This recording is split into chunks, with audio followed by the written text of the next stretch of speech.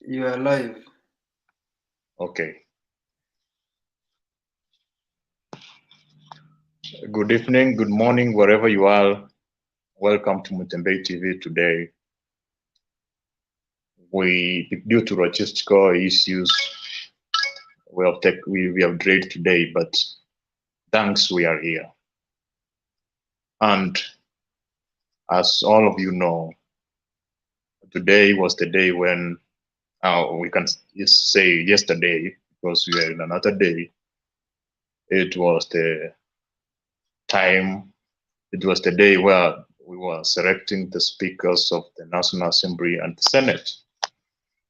And as per the outcome is that Kenya Kwanza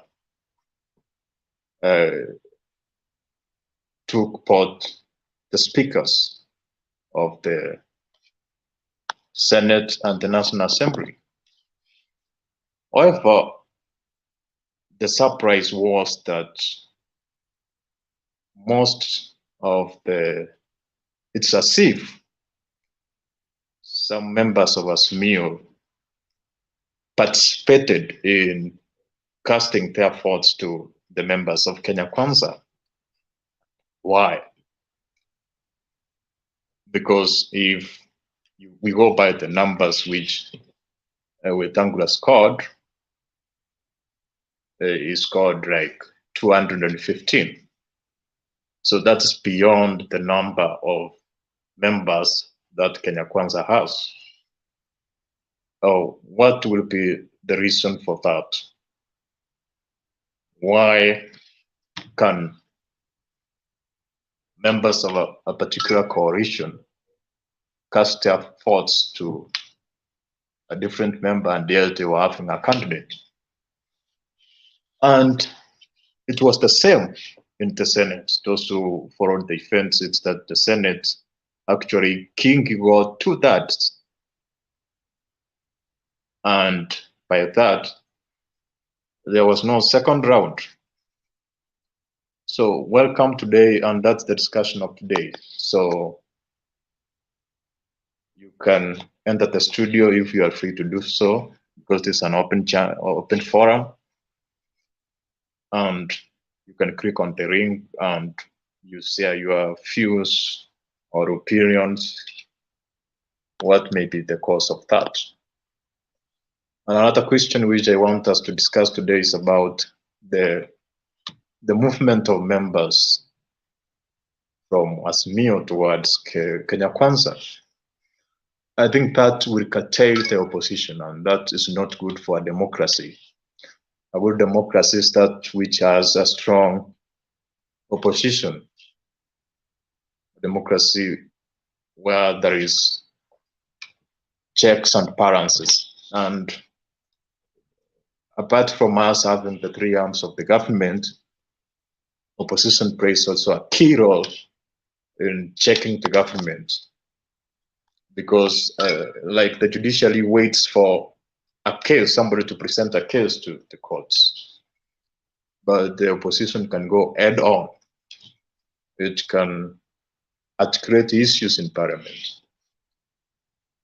So what is the root cause of that? Why are members moving out of Azimio? For me, there can be several reasons. One of the reasons which I can front is that in Kenya, most of the political parties are not strongly based on their ideologies. They are just used as vehicles for the members or participants to fulfill their own personal interests. So when the politicians are selecting their political parties, they usually select the most convenient vehicle. It's not you are a Democrat or a Republican, or you are having specific principles or manifesto provisions which you want them to be implemented, it's because you are trying to see which vehicle you can use so that you can fulfill your own personal interests. So that may be the cause why some members are changing the political parties and the coalitions law so that they can satisfy their own personal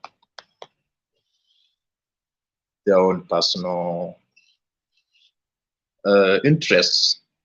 That can be the reason. And because now Kenya Kwanza is as the government, some people may be tempted to move closer to it because they are the one who will be controlling the resources so that they can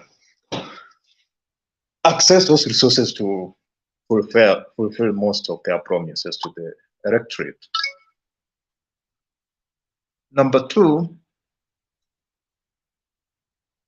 it is about the formation of Azimio, the way Azimio was formed. One, it was formed on one of the provisions of the Azimio coalition is that you cannot move in or out within 6 months. That's 3 months before, and 3 months before the election, and 3 months after the election. Why are the Azimio readers not implementing that? So if a person moves out and that's against the provision of the coalition, there should be consequences for that. Where are they not enforcing those consequences? One of the reasons will be is because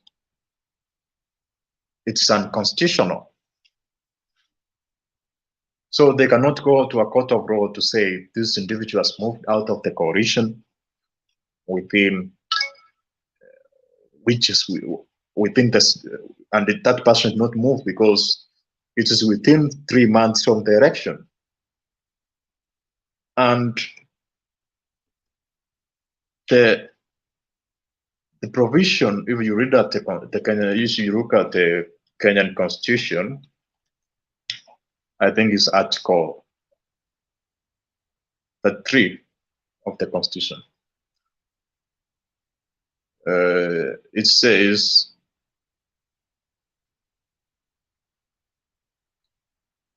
actually that 3, there is freedom of expression. Then we read it along with Article 6, which is about freedom of association. That every person has the right to freedom of association, which includes the right to form, to join, to participate in any activities, be it religion, be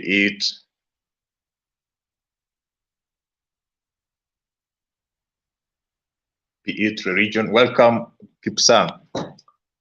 Be it religion, be it politics. So individuals are free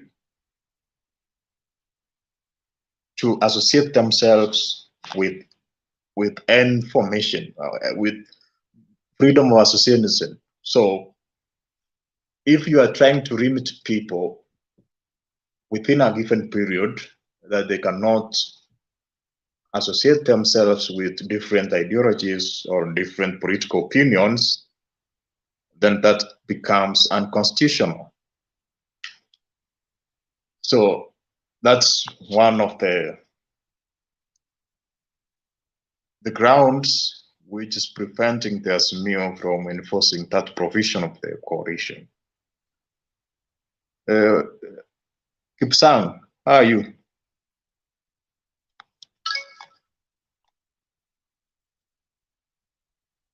Kipsang, you should unmute, and there's a provision of this platform that when you are in the studio, your camera should be on.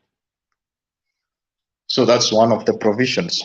Provision number 2, the reason number 2 why that I said the reasons why people are moving from Azimio to Kenya Kwanza.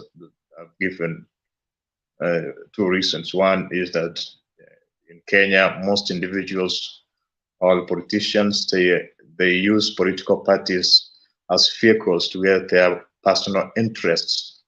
It's not based on the ideologies. So individuals will figure which political party or coalition they will go to so that they can fulfill their personal interests, like winning a seat. That is it. That's one. Two,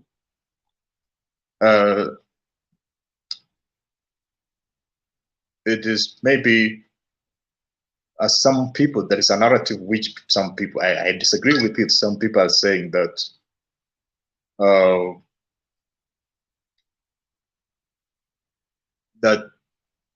most politicians are scared of William Ruto. That's why they are trying to cooperate.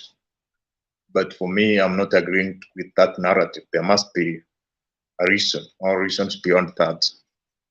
And others are saying, is William Ruto trying to pry others from those political parties, from the other coalitions? So those are the. So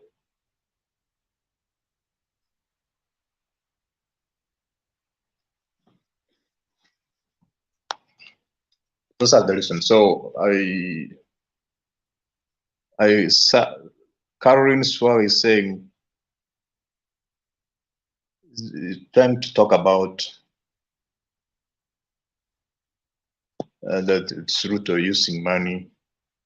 I don't know how is that.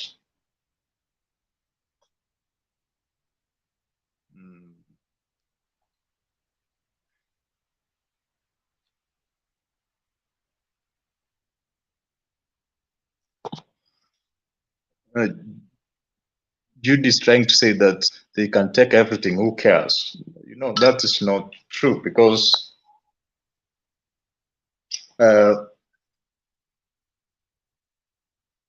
whatever the government do, whatever the government undertakes,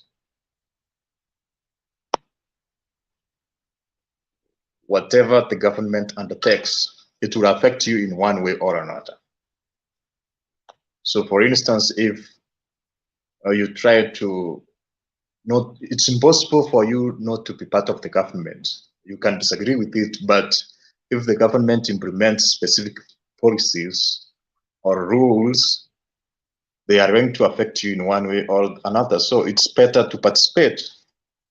And participating does not mean that you have to agree with what the government's doing or what the government stands for.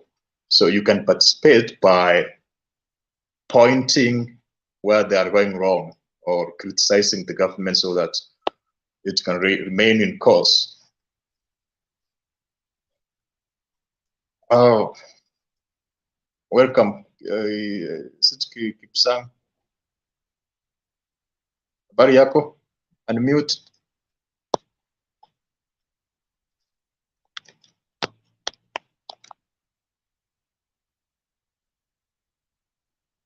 Andrew Kipsang, are you getting me?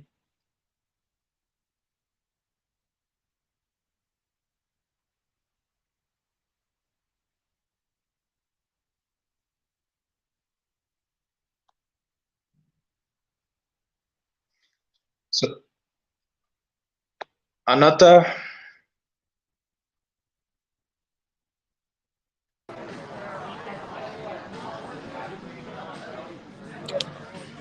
Yes, Kipsang.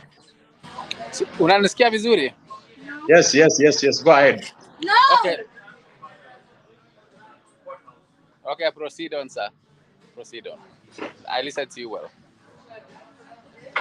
You know, the discussion we were having today is that there was an excess of selecting the speakers of the National Assembly and the Senate. And it's like Kenya Kwanza was able to take the 2 seats. That is actually all the seats from the Speaker of the Senate, the Deputy Speaker of the Senate, and the same in the National Assembly. However, the surprise was that it's as if some Azimio members participated in selecting they casted their vote to the Azimio candidates.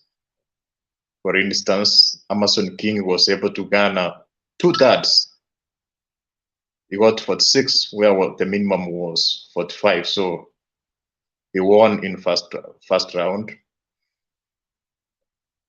Wetangula was unable to get 2/3, but he garnered 215, which is far more than the members of Azimio in the National Assembly.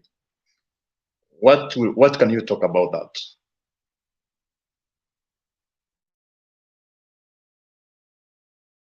Unmute. Sang, unmute the mic. I think the Kenya Kwanza had already prioritized their agenda, right? And they were going for their own candidate. So on the list for the Kenya Kwanza was Moses Wetangula. So it wasn't like I don't know how to put it, but the thing is that Aqua Mugeni in Kiswahili language, right? So within Kenya Kwanza, and they already proposed the Amason King. So because the Kenya Kwanza and UDA alliance, they were going to the same candidate. So of course, the UDA, I think they had like 157 or 158, 157 or something. I wasn't following that close, but they were more ahead of the Azimio by 2 votes or something, right? So I think that they might have, in Azimio, there's some people who might have liked Amason Kingi and Moses Wetangula to be on the Senate and National Assembly at some point. But on my view, I could even accept for what do we call, for Moses Wetangula to be on the National Assembly. You know, the question is, we are talking about members of Azimio. You know, for instance, if we take the National Assembly, Azimio fronted Kenneth Marende. Yeah, and Kenya Kwanza fronted Wetangula. Correct. In the first round, Wetangula garnered 215 votes. That's like almost 50, like you can say 50 or more than 30. Okay. Yeah. More than the members in that faction. Correct. What will be the root cause why some members of Azimio will decide not to cast a vote for Marende and cast it for Wetangula? What will be the reason for that? And as when they were having the conference the other day, is that they stated that they are going to support their own. What will be the reason for that? The credit I have for Wetangula is a steadfast man. And it's a person of, if I can put it, is a straight person. And he doesn't choose which party he can rely on, but the thing is that if the thing is true, it's true. And having him as the Speaker of the Parliament is not a virtue of not being,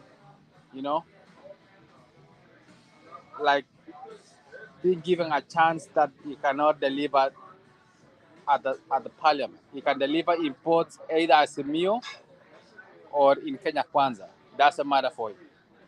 For him, he's just a neutral guy, and he can deliver in both houses, either the opposition or in the executive.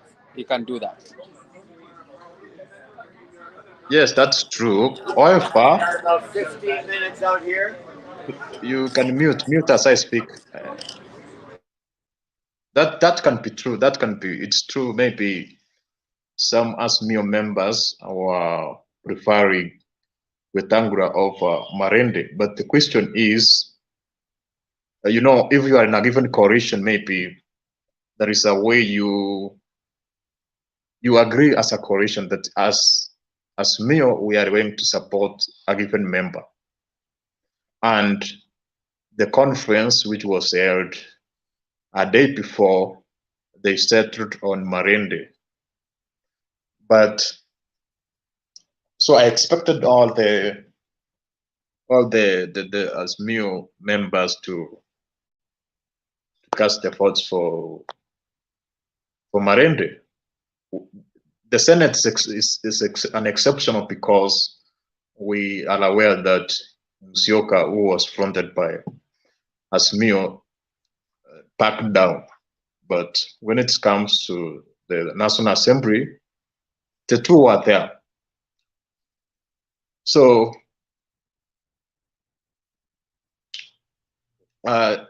Judy's asking, are you suggesting that we have some Azimios in UDA? No, I'm not suggesting that. Maybe you say we have some UDA members in Azimio. It is because it is the Azimio members who casted the votes for Wetangula. I don't think there was members of UDA who casted a vote for Marende, because it's like Kenya Kwanza was able to garner more votes than the number of these members in the National Assembly. So that's that I can answer you that way.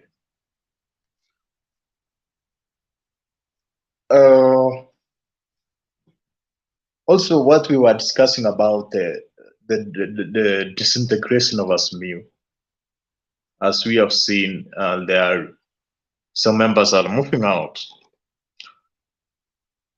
UDM has moved out, and actually that's the main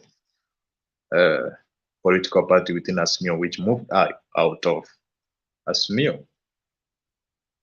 And the provision of the Azimio coalition is that you are not allowed to move out 2 months before election, and 3 months before election, and 3 months after the election. That's a period of 6 months. And we are seeing political parties disobeying that. However, we are not seeing any enforcement of the consequences, because if you go against the provision of a political party, there must be consequences. So why are the Azimio leaders not enforcing that? Kipsang, are you there?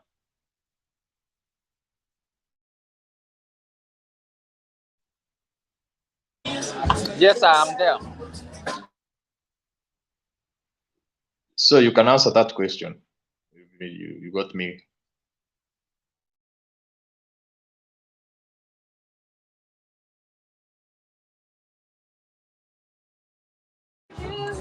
Come again, because I was busy doing something else, so I didn't come. I didn't get your point. So.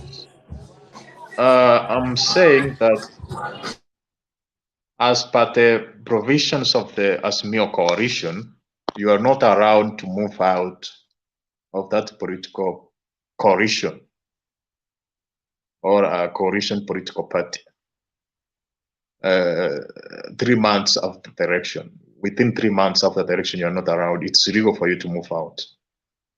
But UDM disobeyed that and it moved out and joined Kenya Kwanza. Why is the Azimio not enforcing the consequences of for doing that? That was the question.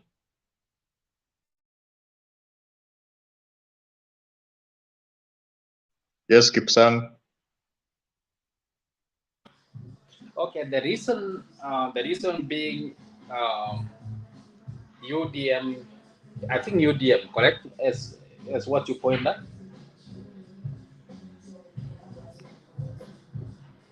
is that UDM, they were in Azimio, but they joined UDA, or Kenya Kwanza Alliance.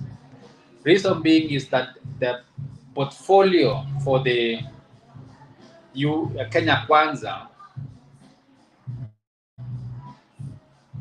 I think it was in line with what UDM candidates wanted to be. At the same time, maybe the Azimio at some point they take sides on their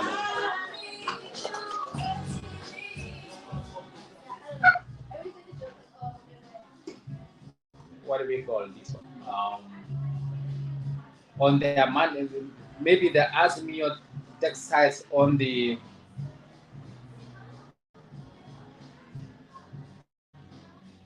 on the what do we call this?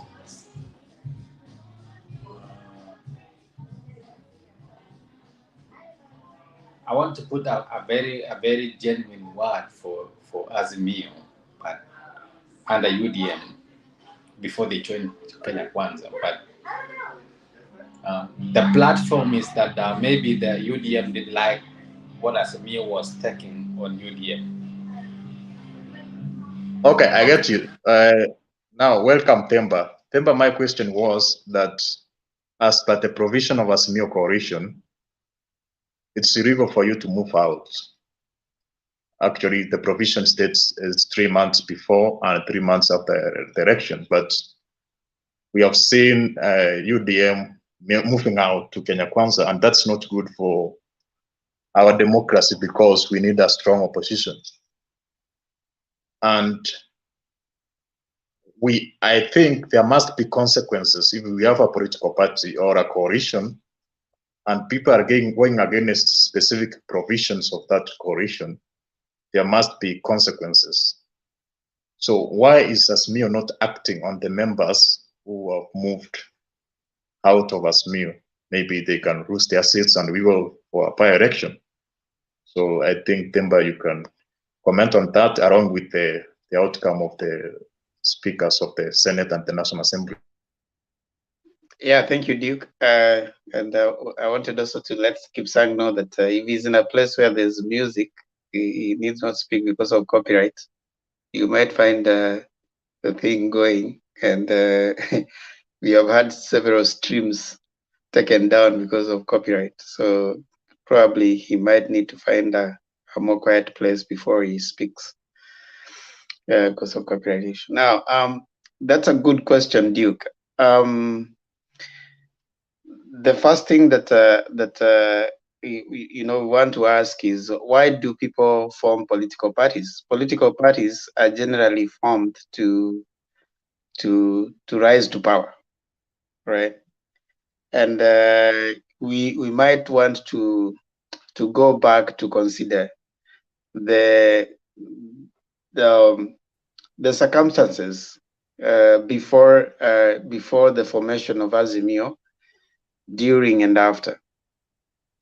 If you go back to the formation of Azimio, you remember the electoral laws that were hurriedly passed in Parliament, so that they could create a position, a mechanism for formation of the coalition political party.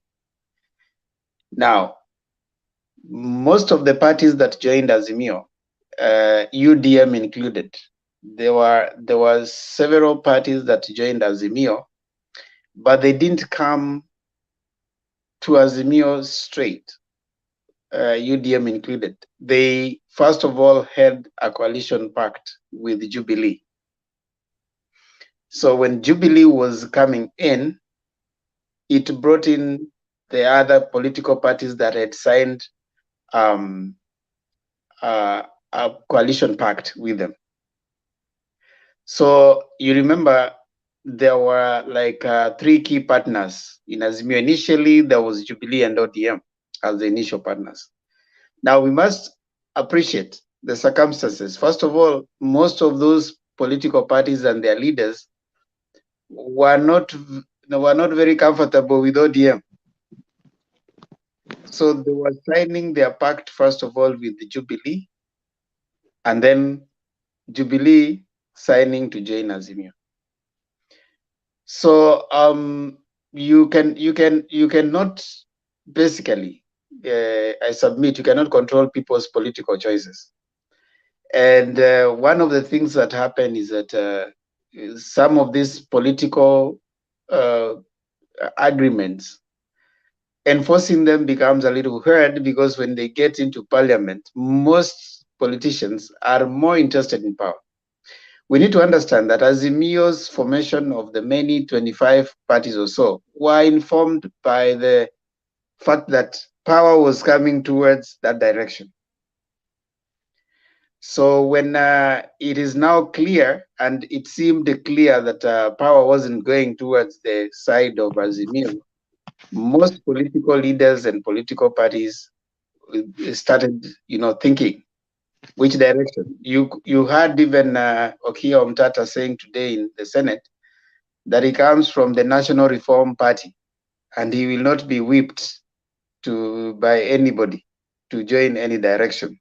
So that clearly tells you that he'll not be whipped to take a position that is Azimio. That is what you're likely to see. So UDM chose earlier to join this other party, but it's also characterized by other things that could have been observed within Azimio. I remember some of them saying that they felt not treated well, and MDG being one of them. But MDG, you need to remember that MDG, David Ochieng, came in via by-election. And by then, he campaigned totally against ODM. And when he was joining Azimio, he didn't join Azimio straight. He joined through Oka.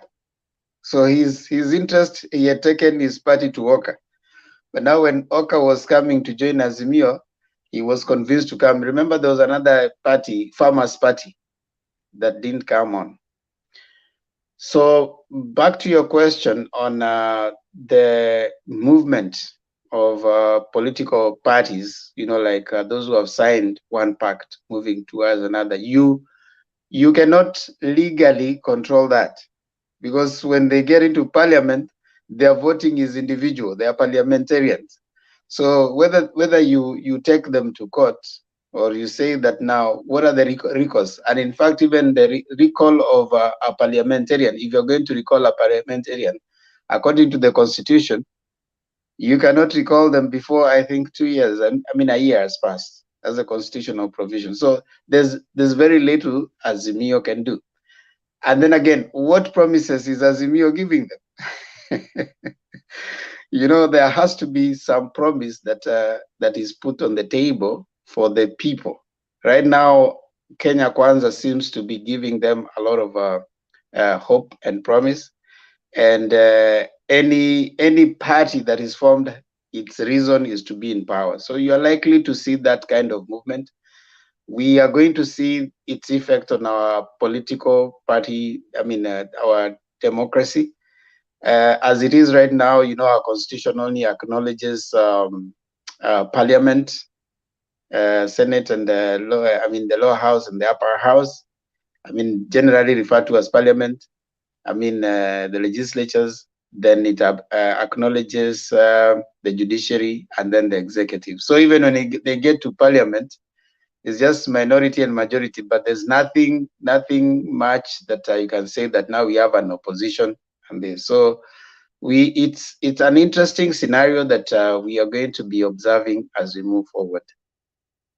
On the topic that is here about Weta, I must submit that Weta was a very calculating politician.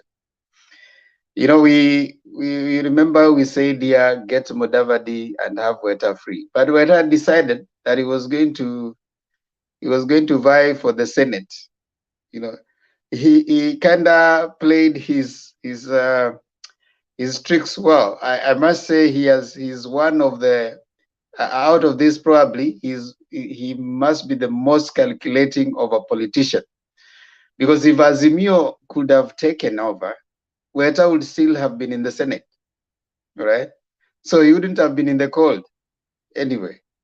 And then, of course, he was able to marshal his Ford Kenya party to get a county and get enough MPs. I'm thinking right now Weta could be the most senior politician in terms of numbers in Kenya Kwanza, you know, from Western, because he edged off even Mudavadi. And it was obvious. It was obvious that the Kenya Kwanza having taken that, and of course people having shifted, then it was obvious that Weta was going to take it. So I found it a little interesting that Azimio was trying to propose someone in both houses, yet they are acutely aware that you know, there has been movement, and politicians will always move and gravitate towards power. You are likely to see more gravitation moving forward. So I think that was good for Weta. At least he's been able to take that, and I think we must probably congratulate him, even as they move to the House. Yes, back to you, Duke. That's true, but what concerned me most is about it appeared as if during the first round, it's as if like the Azimio members were casting the votes for the opponent candidate, because if you go as per the number of votes that King garnered in the first round, same as that Wetangula garnered in the first round, is beyond the numbers of Kenya Kwanza members. What will be the root cause of that?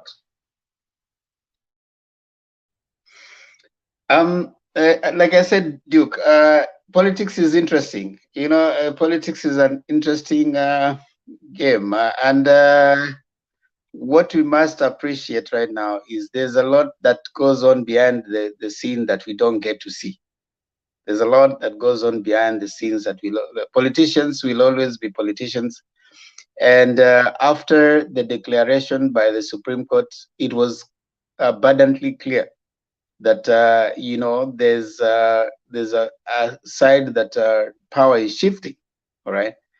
So you find lobbying, you know, before such kind of votes, there's lobbying, there are personal interest also come in, because you see the speaker is a very powerful position. It's actually the president, deputy president, in the event, God forbid, anything happens to the two. It is Weta who is the third most strong person in the country right now. He will assume office at least for 6 months before an election takes place. So it's a very strong office, and you will want to align yourself just so that you can gain. You know, we have had, our politics has been defined by closeness to those offices for you to access certain kind of resources, maybe for yourself or for other people, certain kind of favors that go on in our political terrain. There are those kind of conversations. So people want to align themselves to the side that looks like is gonna give power. Weta right now is probably, I mean, not probably, will be the highest Western politician.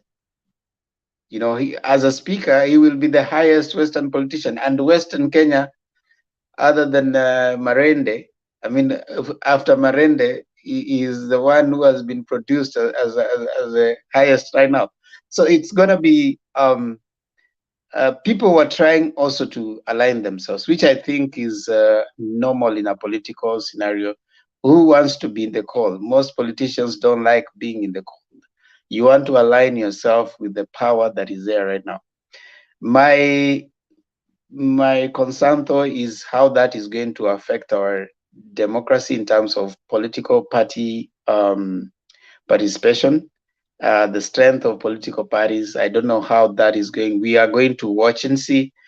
I don't know, on the other hand, what Azimio is going to be providing in terms of promise, because Azimio's sole fabric that was holding them together was the idea of rising to power. Now that there's no rising to power and that hasn't happened, I don't know what's going to be holding them together. Someone is suggesting a very interesting scenario, which is something we have also been trying to see. It's most likely that, look here, most parties do not trust ODM, right? So that's why they were either signing their memorandums and whatever with other parties, either with Oka, Kalonzo, or with Jubilee. So Jubilee struggled in central Kenya. So Jubilee is with their parties. I think they are having not as many as they had expected, and it's most likely that those who have remained in Jubilee may want to start aligning themselves with their locals, right?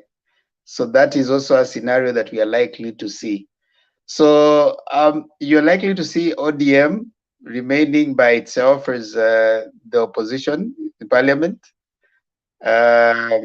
Wiper, remember the relationship between the Wiper leader and Baba was not as solid towards the end. It was a little wishy-washy. And of course, after he had been bypassed and Martha Karua taken, is most likely to want to to tilt towards having his people gain, because you don't want your people to be outside power. The only people that I don't think can be able to join the government is the ODM, you know. But let's wait and see. I mean, so the discipline in our political system is not there. Now, this example has been there, Duke. Remember during the handshake, you know, ODM basically crossed and joined with Jubilee, and the sense of clear demarcation about the opposing and all wasn't there. So it's not like it's going to be a new scenario happening in our political system. So for us, we are going to be looking and seeing the effects. How is it going to affect the demand on services from the opposition? These numbers, as the president-elect has said, he's consolidating because they have some policy decisions they want to pass in Parliament and the Senate. So that means, therefore, it will be Parliament and the Senate will be just like they call it. It will just be like there's someone who call it a conveyor belt. These things will be decided by the executive. Cabinet will be deciding. The policy decisions that need to be made will be pushed to Parliament, and since Parliament they have the majority, then they'll be passing it just like a conveyor belt, just like it happened in the electoral laws. Towards the end of Jubilee, when Jubilee joined with ODM, most of the things were just passing. Is something that you are likely to see in this Parliament. Okay, thank you so much. So I want to welcome Christian. You can contribute to the topic, and you address the same question. Hope you are welcome. Thank you, Dick. Yeah, I've been wondering throughout the day, where is Mtembe? And yeah, from the topic, it's obvious today we got a thorough beating. We accept that.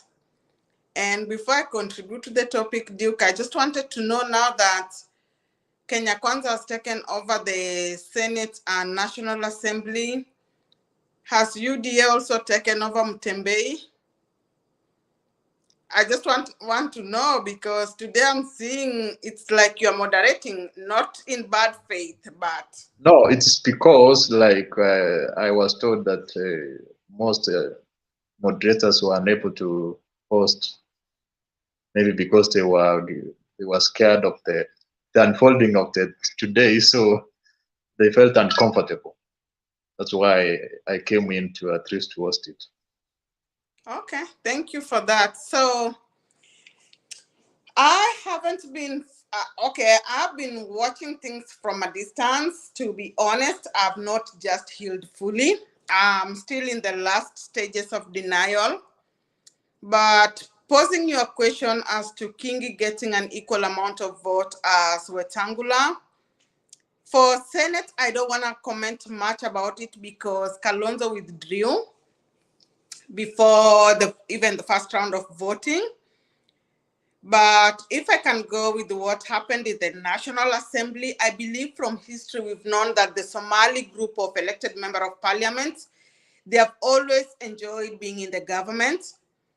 And I believe now that they know where the government is, I believe they pledged their allegiance to where the government is, and that prompted them to vote for Wetangula. It's okay, they have that democratic right, but I just pray for a time when Kenyans will sober up, that even before the elected members make any decision in parliament, they should try to reach out to their constituents and find out what they want, because they are there to speak for a county, you know? And if a county took you there because they believed in the principle of Azimio, and we haven't even seen the fruits of Kenya Kwanza and you're jumping ship, to me, I don't think it's fair. It's fair to us electorates. And then another thing, Duke, yes, it's good your side won. At this point, we have to accept and live with it. And however painful it is, for me, despite being everything that I can be, I always respect whoever is in the higher, whoever is in authority. That is a command that I always do respect. But again, I'm just wondering, because at this moment, I think we should now stop talking about UDA, Azimio. It's us. The win or the loss is for all of us. So if Kenya Kwanza is the government, that is where we are. We are Kenyans. We are not lesser. When we go to a match, it's either we win or we lose. But at the end of the day, whoever is declared the winner, whether it was rightfully declared or not, we have to live with it and we have to respect that. However painful it might be, especially when you feel that justice was denied. But again, now my worry is if a member of parliament do not have principles, even before seeing what Ruto has to offer within 100 days, because from previous history, Ruto has made so many promises and none of them has been accomplished. That's a fact. We know of the stadium, we know of many things that he never accomplished. We know of the laptop. As much as he was trying to distance himself from the Uhuru government, at the end of the day, he stuck with it. So whatever mess is in the government, he knew what he was getting into. So we don't want the excuses. We expect after 13th inauguration, we need to buy unga at $70. We need Wi-Fi. We need to make free calls. But again, my worry is that one put aside, whether it will come or not, we are yet to see. But my worry is this member of parliament, if they can change allegiance even without seeing even the first fruit of whoever you are pledging allegiance to, how sure are we that they're going to check and balance the government? Because at the end of the day, whether you are in Kenya Kwanza, whether you are in Azimio, whether you are in whichever party, you need a government to be checked for the benefit of Mwananchi. We don't want a government where now rules are going to be changed. We don't want a government when the president wants to do something, all he needs is to make a phone call and we get rules or laws that will impact us forever. Right now, Uhuru is going. Uhuru is introduced the security law. But right now he's gone. He doesn't know that even this law might impact him negatively, you know?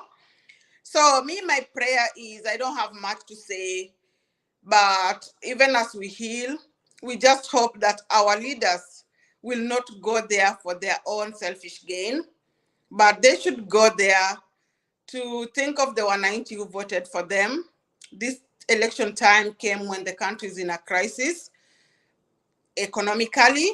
So I believe they should factor that, and whichever laws they're gonna pass, they should not look at the short-term gains, but they should look at the long-term gains, because once they pass these laws, it will take at all order to amend them. Finally, I wanna talk about Kalonzo. Despite Kalonzo withdrawing, for me, I think this is the time Kalonzo should have a stand. This is the time Kalonzo needs to go back and reflect and see what to do, because at the end of the day, Raila is gone. So far, we are not seeing anybody that we don't know. Maybe circumstances will mold somebody. But at this point, the person who stood to benefit from at least most of Raila's supporters would have been Kalonzo. So him working with the government will be good maybe for short-term gains, but for long-term gains, he should just stick with Azimio, try to show a stand, try to be firm, because he's the only promising leader like that we can see now. And just like Themba had said, the only people that will find it difficult to work with the government are ODM people. Right now, Kalonzo would have benefited from getting that ODM support base. So whichever position he decides to take, if I were him, I would look ahead. Thank you, Dick. I have nothing much to say. Benson, welcome. Thank you, Duke. Thank you, everyone. The happenings of today were very interesting to start with. One, Amason Kingi, I think that's the highest position that the people from Coast have ever enjoyed for many years.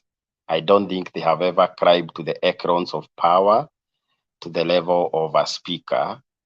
And I think Kingi must be a lucky guy. Joined Parliament 15 years, I think 15 years ago, as a 33-year-old young man.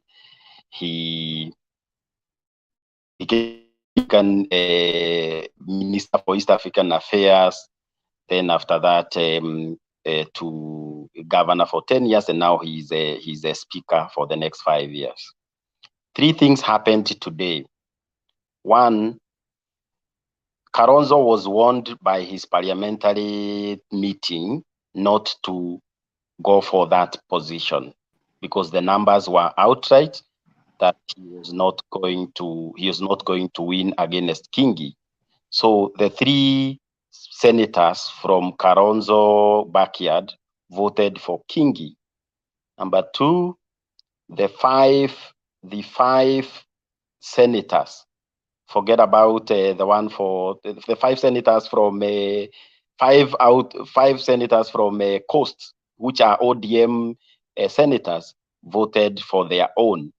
There comes a time when a community comes at play. So Senator Faki, Senator Murua, Senator Juma Boy, the brother to Juma Boy, they all voted for their son. So basically, that's how the numbers were tilted. So if you add Kalonzo and the five from Coast, because you know the other one, the Coast, there are six, but one was already in UDA. So that's how the numbers tilted. The same thing happened in the National Assembly. The parliamentary group for Wiper had warned that they are not going to vote, so they voted.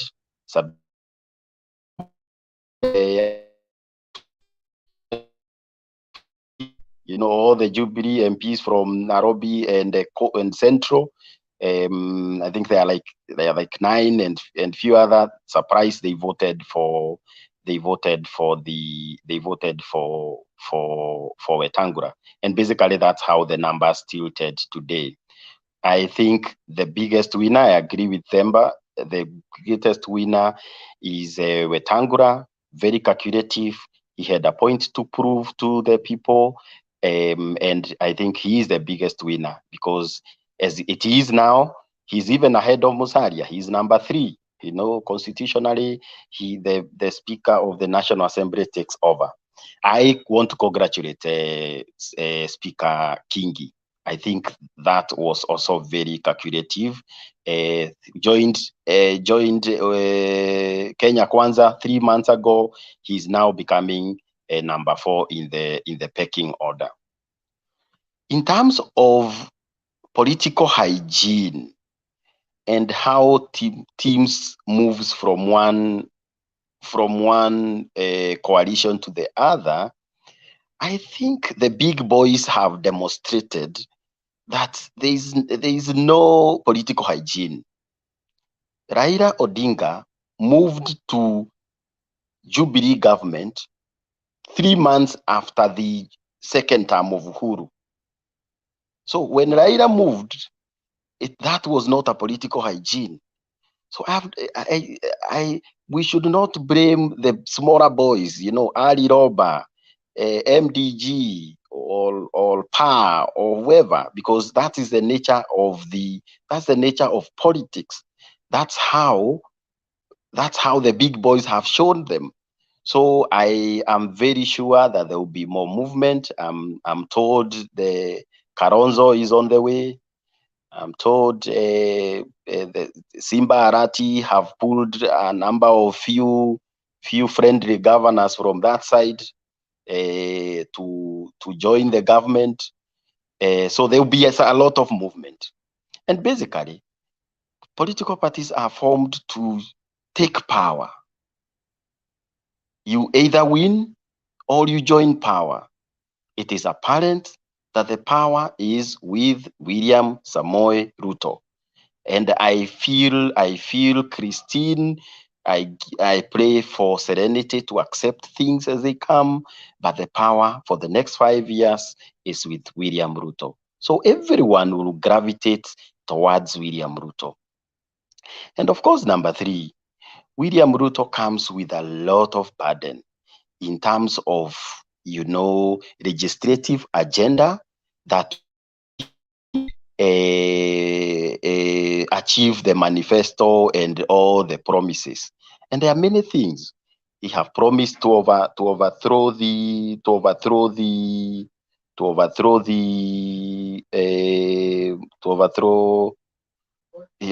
he have promised to overthrow the CBC. He have promised to work on the Hasras Fund. All those things requires a serious agenda. So I see what he is doing. He want to hit 233. Today he have demonstrated he is able to pull. Today he did 214. So he is shy of 20 something MPs to hit the threshold of 233, which is 2/3 for him to pass all his legislative agenda. And of course, he want to achieve that in the first 6 months of his term. So in the coming days, there will be more MPs moving towards Kenya Kwanza. And finally, in the spirit of a national unity, we should all encourage everyone to join the government, because that is the aspiration of a country called Kenya, where everyone feel part and parcel of the government. How beautiful is it that we have the president from Rift Valley, we have a deputy from Mount Kenya, we now have a speaker from Coast, and from Western Kenya. How beautiful would it be to have a serious cabinet position going to Nyanza and Kisii and the other country. So let people come in, let everyone come to the government so that we achieve that that national unity, and the government to have that everyone to be included into the government, so that we form a more inclusive government. And I know there is a lot of murmuring even among the MPs from Kenya Kwanza, because they think that the cake is beans, rice, because you know you are calling Kiraito to join, you are calling Karonzo to join, but I think the spirit of getting everyone to government should be encouraged. Let everyone join the government so that we can have a more inclusive government. And finally, is while we are encouraging inclusive government, is to ensure that there is a strong check and balances. And I hope that Moses Wetangula and Amason Kingi would play their legislative and oversight roles towards the executive.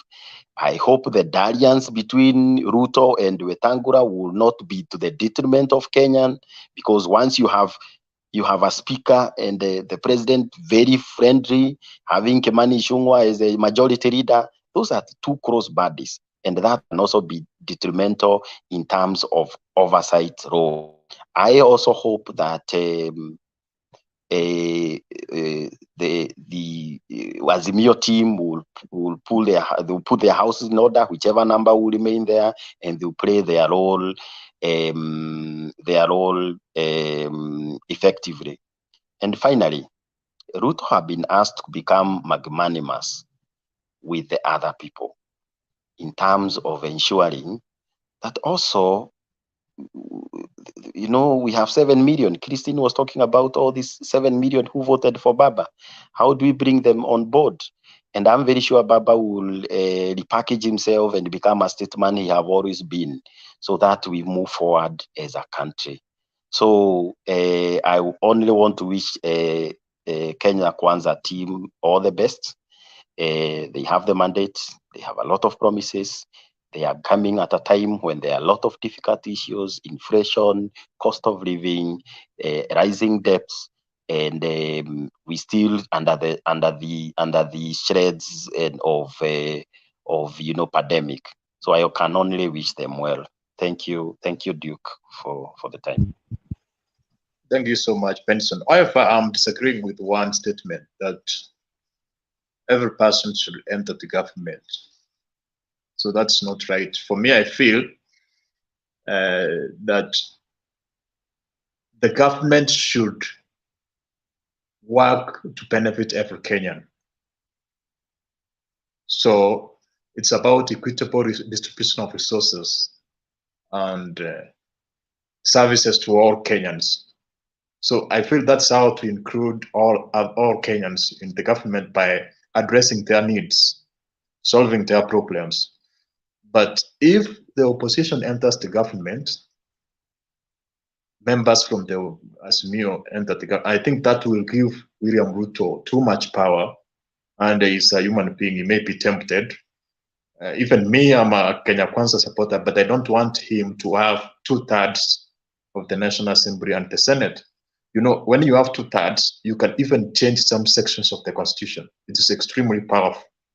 A simple majority is some basic policies, but if he attains 2/3 in the National Assembly and 2/3 in the Senate, then he can make serious changes, which I think they are not good when it comes to democracy or proper functioning of a democracy.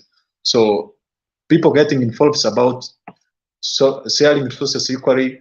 In appointment positions, you maybe you include every tribe, and if you are trying to maybe construction of roads, every constituency to have an equal share of that. That's well to involve bring everybody involved. I think Temba has a question or a rejoinder, then we will go to Mzarendo. Yeah, it's just a rejoinder, Yes. Duke, to what you said. Mm. Hold on, Mzalendo. Okay. Hold on. Just a rejoinder, Duke, to what you've said. Yeah, I agree with you. I want to disagree with Benson in terms of forming a government of, of national unity, having people together. We don't want that. That's a problem we faced with the handshake problem. Because when the handshake happened, Raila joined Uhuru. Towards the end, when you are trying now to do appraisal, you don't know whether you want to do appraisal for Jubilee or you want to do appraisal for ODM. You don't know which is which. So that kind of confusion. We had, like someone said, that we had government in opposition, opposition in government. So it was so hard, and the deputy president distanced himself from the bad things of Jubilee and identified with the good things of Jubilee. We don't want such confusion moving forward. I think, like Duke has said, we need Kenya Kwanza form their government, right? Like they are doing. Just if you look for people from across the country, there are people who are Kenya Kwanza affiliated who are from all those communities, because the deputy president he has friends, and he got votes from across the country. And whether he got votes from those places or not, once you arise to the position of the presidency, you are now a president of everybody that is within the boundaries of Kenya. So what does that mean? If you form a government, take amongst your people in the Kenya Kwanza coalition and give them, if you want to distribute wherever, give them those positions, if it is cabinet, say, CAS and all, so that by the end of the term, if we are going to sit here and give appraisal, we are going to be giving appraisal to the Kenya Kwanza. We are not going to have the confusion that we have had this time. So I don't really, personally, I don't think I want the issues of handshake anymore. Let's give the Kenya Kwanza to run the government. Let's have them, implement their policies. We don't want excuses after 5 years in the event nothing happens, that there was either sabotage or some people were given, they didn't deliver. Let's have the deputy president, the president-elect, form his government with his people, implement his policies. Then after 5 years, we can now demarcate the way other democracies do. We say, if the other democracy is going to be coming in, other political parties or coalition is going to be competing with them, they are going to be looking at, this is what Kenya Kwanza promised, this is what they have delivered, and they want 5 more years. And this is what we are offering. These are the things that we are going to be different. So this issue of, we don't have to have one party to be united, right? We need to have competing interests, competing parties, and all parties are formed to look for power, but we can still be united as a country. We need to have Kenya as one, but political parties competing on ideas. I think that is the best way to go. This notion that we can only be united if we join the government. No, I don't think that's the direction. And I agree with Duke. We really need that to happen. I really want to see Kenya Kwanza, what they can deliver. By the way, it's possible they can surprise us. It's possible they can, the promises they gave, the manifesto has too many promises, which I think if they deliver even half of what they promised, it will be good. Some of the things that they say they will do. They also, like you said, they're taking in a country that is already in debt, and they have to sort those things as they're sorting themselves. Which on the flip side, I think is good, because if Ruto was part of the problem, let him clear that mess. And then now we can now see another government coming in to take it from there. So that is what I needed to give as a rejoinder, Duke. Yes, welcome now. Surrender is your time. Thank you very much, Duke. Thank you, Demba. Thank you, Benson, for your contribution. I think we started with wondering why these other parties are joining the KK alliance. There's a big question that we don't ask is some of these coalitions, when they were joining as Azimio on a pre-election agreement, they were done on behind closed doors, and we didn't actually see the agreement between the coalition partners. I believe no one in this forum saw any agreement between Kalonzo and ODM. So those are some of the things that we need to look into. Some of these agreements are done behind closed doors, and they are done with a view that, you know, when we form government, you'll get some positions or some slot in government, and that is why people have political parties. Now, when you don't form government, then there's a post-election agreement. And that is why Alliance under Ruto has now gone to post-election agreements. The pre-election pacts that these other small parties formed in Azimio, they don't hold any waters because they didn't form any government. So what we have is a post-election agreement with the Kenya Kwanza. So some of these parties are coming and saying, you know, give me one or two positions for my people, and that is why political parties are formed. Political parties are formed for power. So when you get power, I think it will be a good thing, and at the same time a bad thing for democracy, because we need a strong opposition. So I still strongly believe, like we had a conversation yesterday, that we don't need so many parties in Kenya. We need only maybe 3, 4 parties that are very strong. So, because most of these parties are not formed in ideologies that are based with the interest of the people, but rather we follow individuals. We follow Kalonzo, we follow Raila, we follow Ruto, we follow, you know, and all these political parties are always formed when we have elections. You know, probably will not have UDA in the next 5 years, or we might not even have Azimio as a coalition in the next 5 years. There'll be other coalitions for political power. So we need to watch out our democracy and where it is heading with this. So there's many political parties. I think there are over 100 or 200 political parties in Kenya. Some of them we don't even know their agendas, but we need to have small, at least 3 or 4 political parties to have the democratization of our country moving forward. Thank you. Thank you so much. If, Yes, yes. if I can ask Mzalendo, have you seen the agreements that have been signed between Ruto and those other parties? I said when I said that none of us has ever seen these agreements. So that is what I said. In pre-election, we don't see the agreement. In post-election, we don't see the agreement. This is just gentleman agreement. And you know, when we agree, the two of us, we are not bound by any kind of law that I must stick to them and what we wrote on a piece of paper.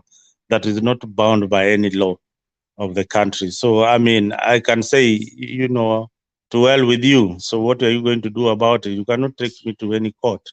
You know, that is the danger about these agreements. It's just a gentleman agreement. Ninaweza ifanya na ninaweza kosa kufanya. If I don't agree with you, the next day I don't want to be in your party, there's nothing you can do about it. It is just simple as such. And and you know, the reality is that Azimio knew very well, 100%, that they were going to form government. So these parties were coming in knowing very well that they are going to get some slots in government. When that failed, then there is the new kid on the block, who is William Ruto, who is saying, okay guys, hiyo ingine imeanguka, simukuja hapa, I give you something in government. So that is exactly what is happening. So those agreements, they don't hold any water. So let us not actually dwell on them so much, because Uhuru had one with Ruto, and you saw what happened. Ama munasahau haraka sana. Raila, I think, had one with Kibaki. We saw what happened. So these agreements, they don't hold anything. Yeah, Raila had one with Kalonzo, Matangula, Mudavadi. We saw what happened at the end of the day. So 2022, it is still the same thing. Yeah, with these political parties. Thank you. I can also add on that. I think because I'm from Kenya Kwanza, most of the agreements were open. For instance, Amason King was told the Speaker of the Senate, same to Wetangula, and I think Mudavadi was told with the, actually it is. But in maybe when you come to Azimio, with an exception of some cabinet positions and other areas, for instance, you cannot know what UDM was to get if Azimio was to form the government.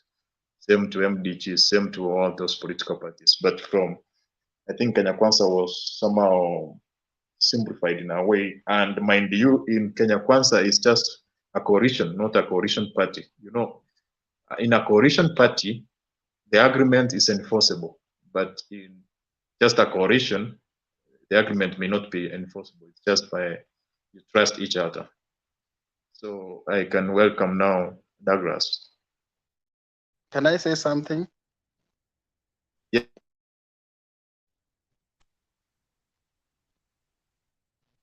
Yes, go ahead. Okay.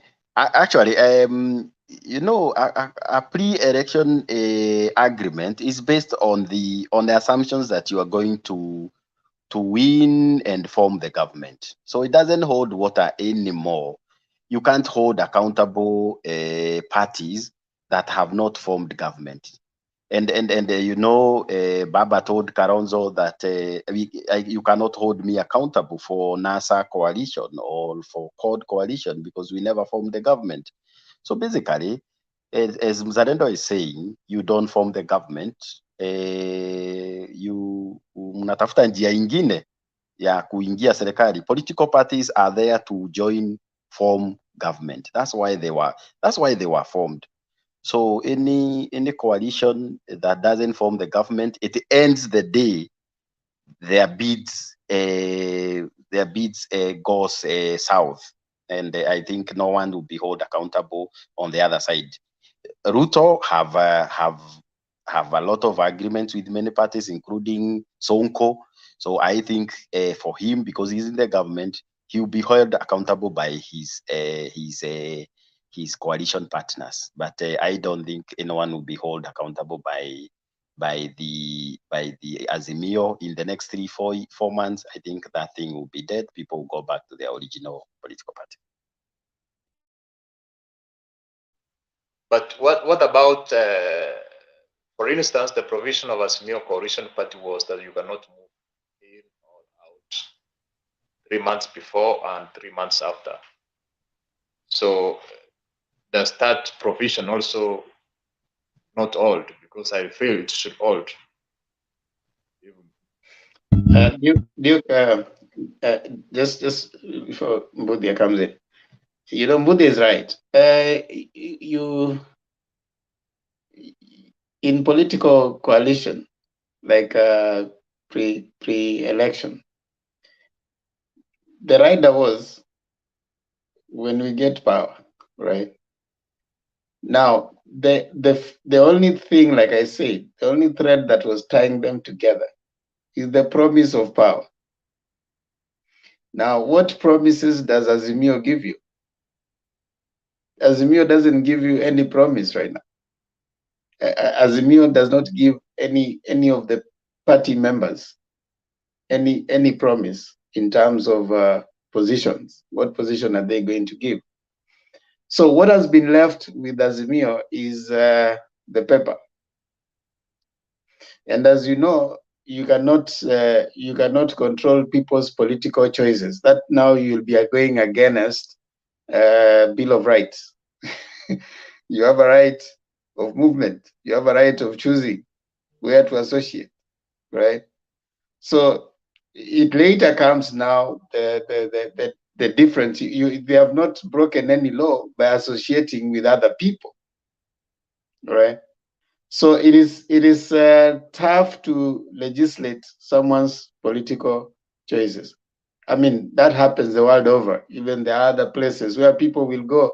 Even in the US, someone will be from one party, but after some time they start, even associating with another, party. What they feel, they only vote with you when they think you are doing something that they agree with. So it's not unique to Kenya, and I think Mzalendo has said that we can't blame Ruto and his government. It's a bad manners in our practice of political parties that was introduced since the handshake one, between Raila and Kibaki, the handshake two between Uhuru and Raila. It was, in my view, while it brought peace to the country, but it affected the political party growth in Kenya. So we cannot blame Ruto, or we cannot say that Kenya Kwanza is buying. Yet it is what has been practiced. It is what has been practiced. Now, look at it this way. When they wanted to pass the electoral laws, all ODM members joined the Jubilee members, and nothing was passed like that. They removed all the people that were seen to be unfriendly to the government of the day, and they brought in the ODM members and others who are friendly to the government of the day, so that they could legislate and pass certain things that Uhuru wanted to pass. So why wouldn't Ruto do that? He has already learned that if I want to do this, this is our political party manners. This is what we do. So I will get out the people that I know cannot help me. I get in the people that can help me. Uhuru pushed out his people, and unfortunately, the person now who comes to carry that cross is, of course, ODM leader Baba, who will now carry that you actually was a participant in this process. So I see nothing new in our political system. It is something that has been practiced. They have learned it, and it's what we are going to be. We are likely to see that movement a lot. And I think, like we have said, it might help stability in terms of Kenya Kwanza achieving its thing. But the flip side of it is the active political parties, activities are going to be jeopardized, which is something we have lived with. And it depends at what time you are gaining and at what time you are losing. So when you are gaining, it is hard. But when you are losing, it is good. At some time when Kina Duale was the head of the majority and they passed the security laws, it was nice. But when they fell out with the president, it was bad. Now they are back, it's going to be nice. So that's how our politics works. Back to you, Duke. It's true, I agree with you, but that actually can apply to maybe those individuals who are promised cabinet positions like Baranya and others. But there are those people who won their seats, members of parliament, the Senate, because they were associated with Azimio. Without their association with Azimio, maybe they were not going to win. So they have to have fidelity to that coalition in a way.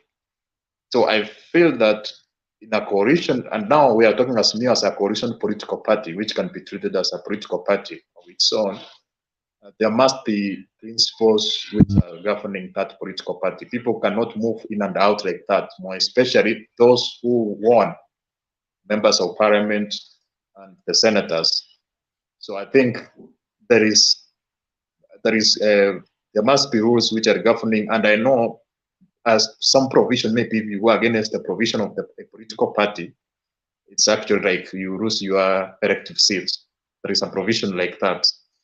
So I feel if maybe maybe you give the reason that the way Azimio coalition political party was formed, it was not straightforward and it was not constitutional. So people are using that to move out. But if it was constitutional and it's a political party, there are prohibitions. And if you go against the provisions of political party, there must be consequences, something of that kind. Douglas, okay. Duke, enforcing, for example, an MP who has moved and has come to vote with Kenya Kwanza. What is, you see, the articles of the Constitution provide for the removal of an MP. So what article are you going to use to remove that? And who is going to, what are you going to say in court? Are you going to say that this person has broken a law? Which law? You know? So it is, some of those things are not enforceable. That's why you are seeing what is happening. Yes, you can have that, like the registrar of political parties was saying. She's going to give her records to the speaker, and it's the speaker to decide who is in which party, you see, which one to admit. And if even if that thing said that you move out within 3 months, you'll wait for the 3 months, but you can vote whichever side. You know, voting, you are not, you vote, every member in the house can vote with their conscience, all right? And there are so many things that they vote bipartisan. There are so many other legislative agendas that they vote in a bipartisan way. So they may wait for legally to withdraw from Azimio, but that does not block them from voting in certain ways. So they haven't legally withdrawn from Azimio. So we cannot say they have legally withdrawn from Azimio. The Azimio still, whatever stands, but in the government, numerically, when they are going to be voting, they'll vote with their conscience. So if their conscience says you are voting this way, that's how they're going to vote. If they wake up, say tomorrow, and there's a budget issue that affects all Kenyans, and all of them vote for it, will they have moved to one side? No.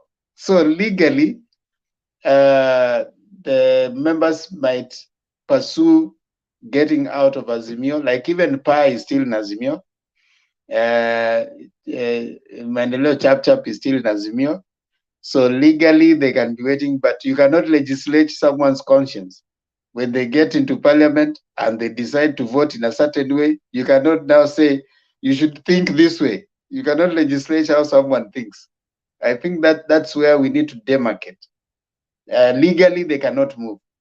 But conscience-wise, if they get to parliament, they can swing either way. But that's the manners of our politics. I mean, we are that way, so it's nothing new. If you have been in Kenya, that shouldn't be surprising to us. It is something that has always happened, and you're going to see that movement.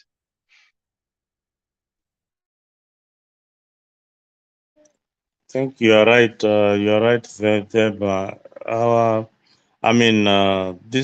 These leaders, when they go to parliament, the first thing, apart from the issue we are talking about, the coalitions and people moving around, the reason why they vote the way they are voting is because of their interest.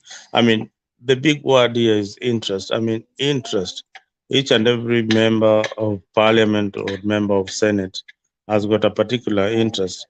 And you realize that the only time they all come together is when they want to increase their salaries. That is the time all their interests are, put in one basket and they increase their salary.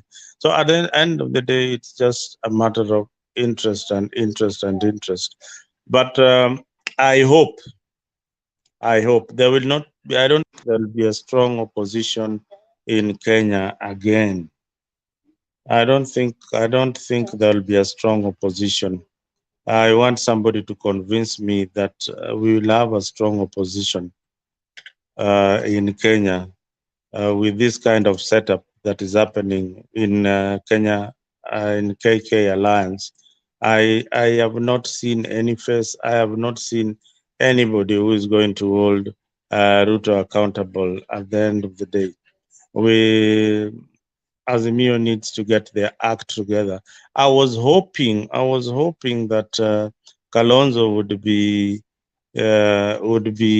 would replace like maybe Baba as the opposition figure in this country, but that one is out of question.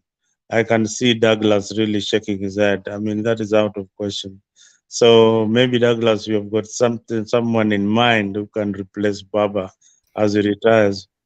Yeah. Do you think that there can be an opposition figure in this country that will fit very well in Raila Amolo Odinga's shoes? Yeah, to put some checks in the current government. Absolutely, absolutely. And even that opposition figure can be me. I can be the best opposition figure because I don't believe in all these Kenyan politics that we are talking about, that this is what happens in Kenya. This is what Kenyan politics is all about. No, we have to stand for serious ideologies. We have to stand for serious manifestos. These are the points that I want to actually bring forth. We've seen what has happened, obviously. First of all, whatever has happened in terms of people decamping and moving forward comes from the IEBC declaring a president-elect and people realizing, oh, power might go this way, and people running that way. Then the Supreme Court comes in and makes a declaration or its pronouncement. Then people realize, okay, the Supreme Court has spoken, so power is now on this way, and people just move. Okay, if power was going to Azimio, you would have seen a lot of UDA people running that way. Okay, or parties affiliated to UDA. And this is the point that I'm coming across. And this is the point that I want to emphasize. First of all, there is no political ideology in these parties. Because for you to move from one party or have a coalition, you have to have something that is common. And most likely when you have something that is common, it's like you're one, you're bonded. That's why you've joined this coalition. But for you to move from one totally different coalition to a separate coalition with a different manifesto, different ideology, and the way they approach things, it goes to show that actually the parties in Kenya have no ideology, they have no direction, they have no manifestos.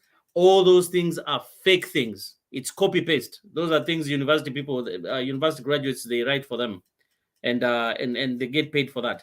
They don't follow that, and this is the reason why I say that. First of all, there is no accountability to the delegates. The delegates come and they say we are the delegates of this party because we believe in your ideology. And your ideology says this, and this. And we think those are very pertinent to our emotions.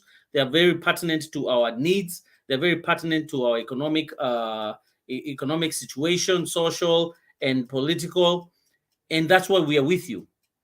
Then all of a sudden, your MPs and senators are moving to a totally different political coalition that you did not agree with. There is no accountability to the delegates. Another one, there is no accountability by the voters. The voters need to punish these political leaders. Right now, they have no say. Right now, they have no power. But you can always have. There's always the power of recalling some of these legislatures. It's not something that you can do in the next couple of months, but maybe after a year or two, there is a mechanism, because you cannot allow people that you voted in because you believed in this, and now they've come to go and join another coalition, and there are no consequences. And this is something that has always happened in Kenya and continues to happen, just like Themba says. This is the way politics in Kenya operates, and there's no punishment to these leaders. What do you think will deter them from doing the same thing again and again and again for the next 100 years? They come to this side, they realize this side is not winning. Now they move and decamp on this side. So now what would have happened if the people who had actually stood with Azimio, who are in the Azimio coalition, they should have stood firm. They're still elected into whatever positions they're in. They stand firm with their ideologies. That's why I support the idea of not joining Kenya Kwanza or whatever the UDA government. No, stand firm and check the government while you deliver to the people. Because a government that everybody is falling into and a government that is not being accountable because everybody has gone in there will not deliver to the people and will most likely not even actually do what is constituted, because now they have the majority. They can, just like Duke said, they can change the constitution. You don't want a party to get into 2/3. You can change the constitution and actually extend the president's life and even kill multi-party if that is the case. So I believe when people stick to the coalitions because they're already elected, it leads to political maturity. It leads to the politicians having a stand and being respected for certain stands. And we know politicians back in the day who stood for something, and you respect them up to this day. And also leads to the dedication to the manifesto. People take these manifestos as things you just go to River Road and get them printed and just read them for the sake of reading them so that you please people. No, these manifestos actually serve a very significant purpose as a political party and your ideology in terms of how you're going to rule and how you're going to run your government and what is your future and what is your vision. But now we are seeing all these things it's just talk. It's not serious. So now we have fake manifestos, we have fake ideology, we have fake convictions, we have fake leadership, and ultimately the visions in all these manifestos are fake. So what happens to the rule of law in Kenya? Yeah? Because the rule of law is there. The rule of law has to be enforced. There has to be consequences for people who go against the rule of law. Because you cannot take justice away from this, because unless you have a checks and balances, and checks and balances comes from the judiciary and from what is written in the Constitution. If there are no checks and balances, then none of this happens. So as we know, actually right now, and we can't try to run away from this. The law in Kenya is applied selectively. That is something we cannot run away from, because we see this every day. We see people doing the wrong things. We see people doing going against the Constitution. We see people subverting the will of justice.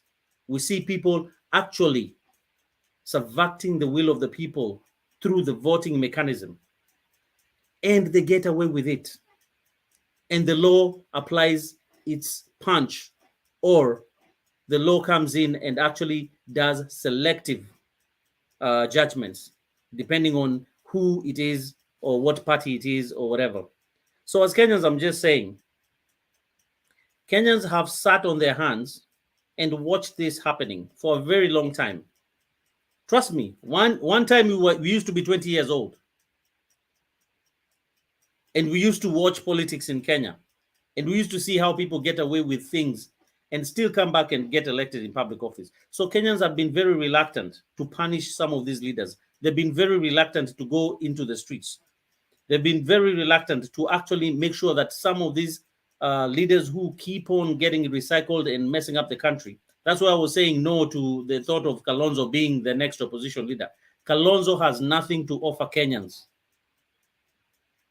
At this point in time, Kalonzo used to be a young man. If he had ideologies and stood by his ideologies, he would have become something.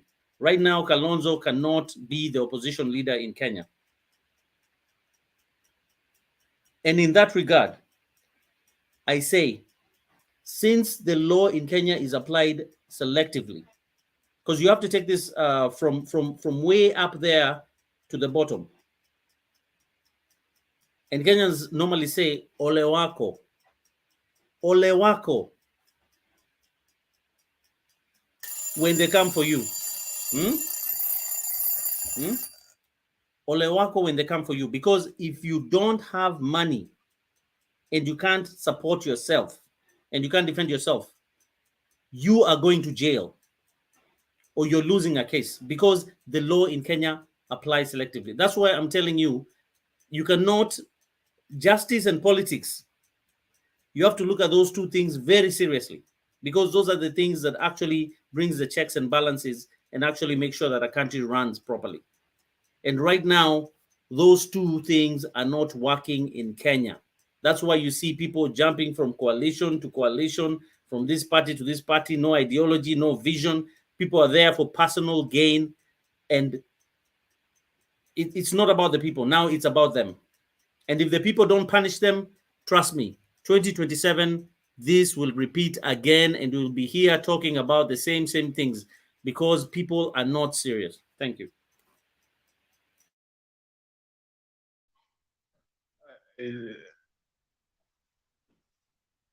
I can say what you are saying is true, but when it comes to practical application, there will be actually Mzalendo is right. If, for instance, Raila decides to retire from active politics, maybe and go elsewhere, say in US or outside Kenya for the rest of his life, it's true it's going to be very difficult for somebody who will actually control the opposition.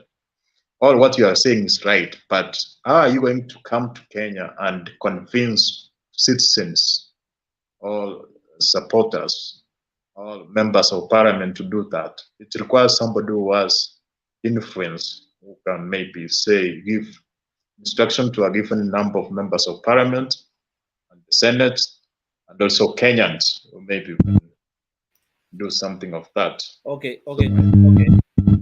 Just to answer you quickly before Demba comes in. Sorry, Demba. The reason why I say that, I didn't say me personally I can come and do that. I said even from the last panel that we had, I said that Raila Odinga and the leaders of Azimio, they need to start grooming young Kenyan visionary leaders right now. Identify serious Kenyan young people who are serious about politics, who are serious about leadership, and support them and show them the way. This is our ideology. This is what we believe in. And showcase them to the public that these are the young people that we are trying to build up because we believe in this and they believe in this. They believe in the rule of law. They believe in this kind of vision for the country, and they believe in what we actually striving for. Then from there is when now you can come and grow with their support and their advice, because we cannot underestimate the advice of some of these individuals, such as Raila Odinga. They've been there, they know how this government has been, they know the secrets of government, they know so much. We cannot underestimate that, but they need to start grooming young leaders as from now. That's why I say 2027 is going to be a young Kenyan affair, the youth of Kenyan. All of you who are seated on this panel, you should be running for public office. You are the people who have the vision for Kenya. And unless the old people groom you right now, it will be very difficult for this country to move on. And some of you guys can sit here and have a one-to-one debate with William Ruto, and you can win with all the media present because you have ideas and you are articulate enough and you're exposed enough to actually say what works, what doesn't work, and what the vision is. So I believe that, yes, the opposition can be there. The opposition will be there, but the old generation needs to groom younger people so that they can continue with the vision that they had. Otherwise, if they don't, they die with their vision, and young people, it will be very hard for them to get political mileage. And it will be such a long process, and it will be years and years. But if they do it right now, we're in a better position to move forward. Thank you. Thank you, Douglas. Just a rejoinder of the young people coming into leadership. I mean, I want to congratulate the KK team, because what I've seen in the kind of leaders that they have elected, especially the women rep from Bomet, that lady called Toto. I wish Azimio leadership could embrace things like that. We had a very young lady contesting in Kisumu for the women rep position. She's so brilliant, so bright. You know, these are the future of Kenyan politics. But you see, there's a lot of patronage. There's a lot of, you know, they're small, you know, these people who own these political parties, they are like small gods, you know. You have to, like in where I come from, until yesterday, you know, you have to be a member of ODM so that you can be elected. So you'll find that 99% of the legislators elected in the current parliament are mostly members of ODM. So we need to embrace democracy, and democracy dictates that you need to respect other people's views, whether you don't like them or you know, you don't they don't support your ideology. So if we can, political parties can embrace other ideas, then that is the only way we can strengthen the political parties from within. Yeah, because these political parties have become tribal parties. Yeah, in Ukambani, we have a Wiper party that is a tribal party that is led by Kalonzo. By extension, ODM stronghold is Nyanza. Just that is also another tribal base.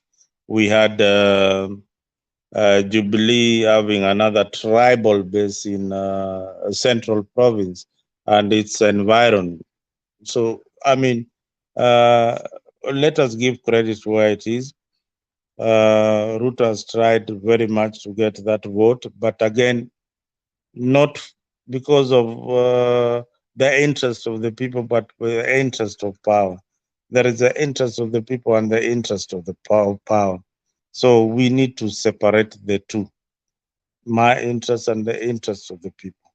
So when we sit in this panel, we need to give our people a lot of civic education on the interest of the people, not the interest of the political leader. Thank you. We have new members. I want to give Themba 1 minute, and then we'll have 2 minutes for the new members.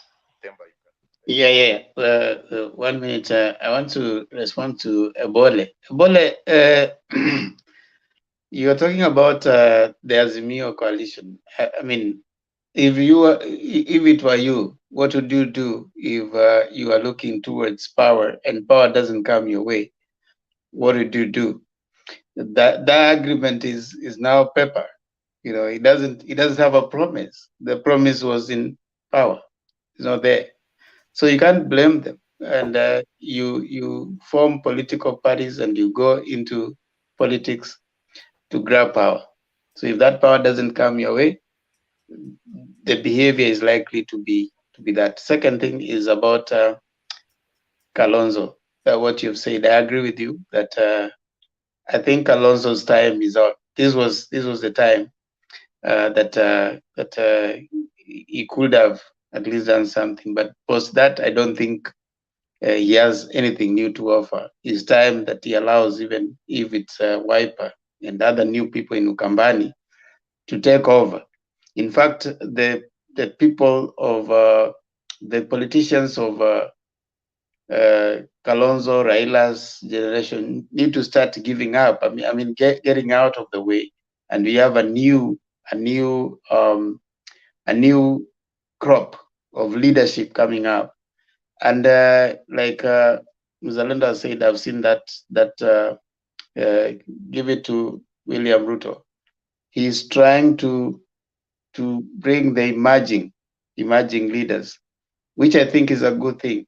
Sincerely speaking, I was getting a little uncomfortable with Azimio's choice of even those who are going to be CASs. You know, the people who have been, who have moved from Kibaki, Uhuru, and then now they are going to be also in the Azimio cabinet I think I was getting a little uncomfortable because it doesn't give a lot of room for the emerging young people. So I think that is something also we need to give it up to them, that they are trying to acknowledge the emergence of other people, not those who have been resuscitated, those who are resuscitating their political careers. People like Akinasali Kosgei, they were probably going to find themselves into cabinet again, which was going to be a little very, very interesting.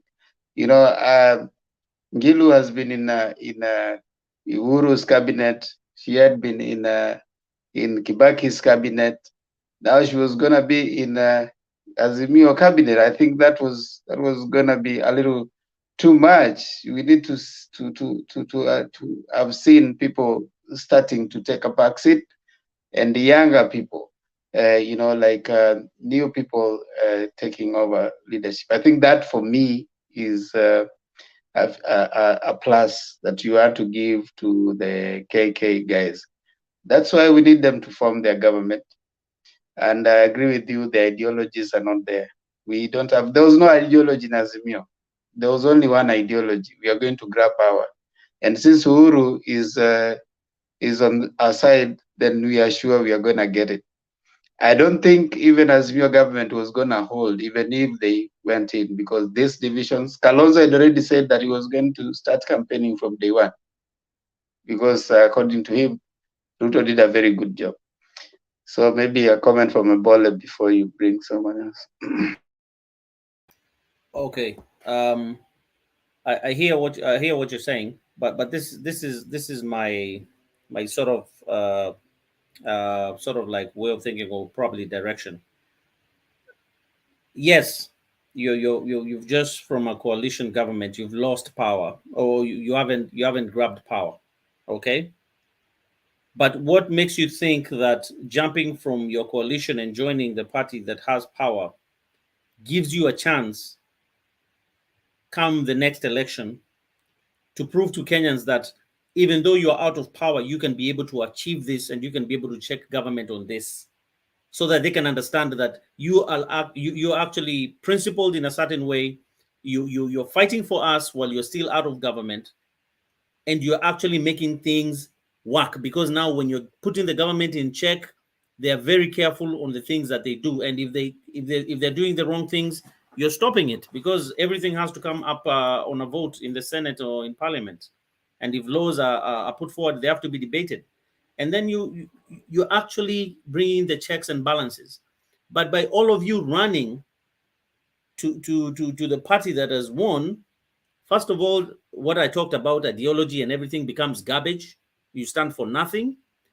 You just want to be next to the power for certain financial gains, because we know that is what happens in Kenya. People just want to get tenders. People just want to be appointed CS or this and that.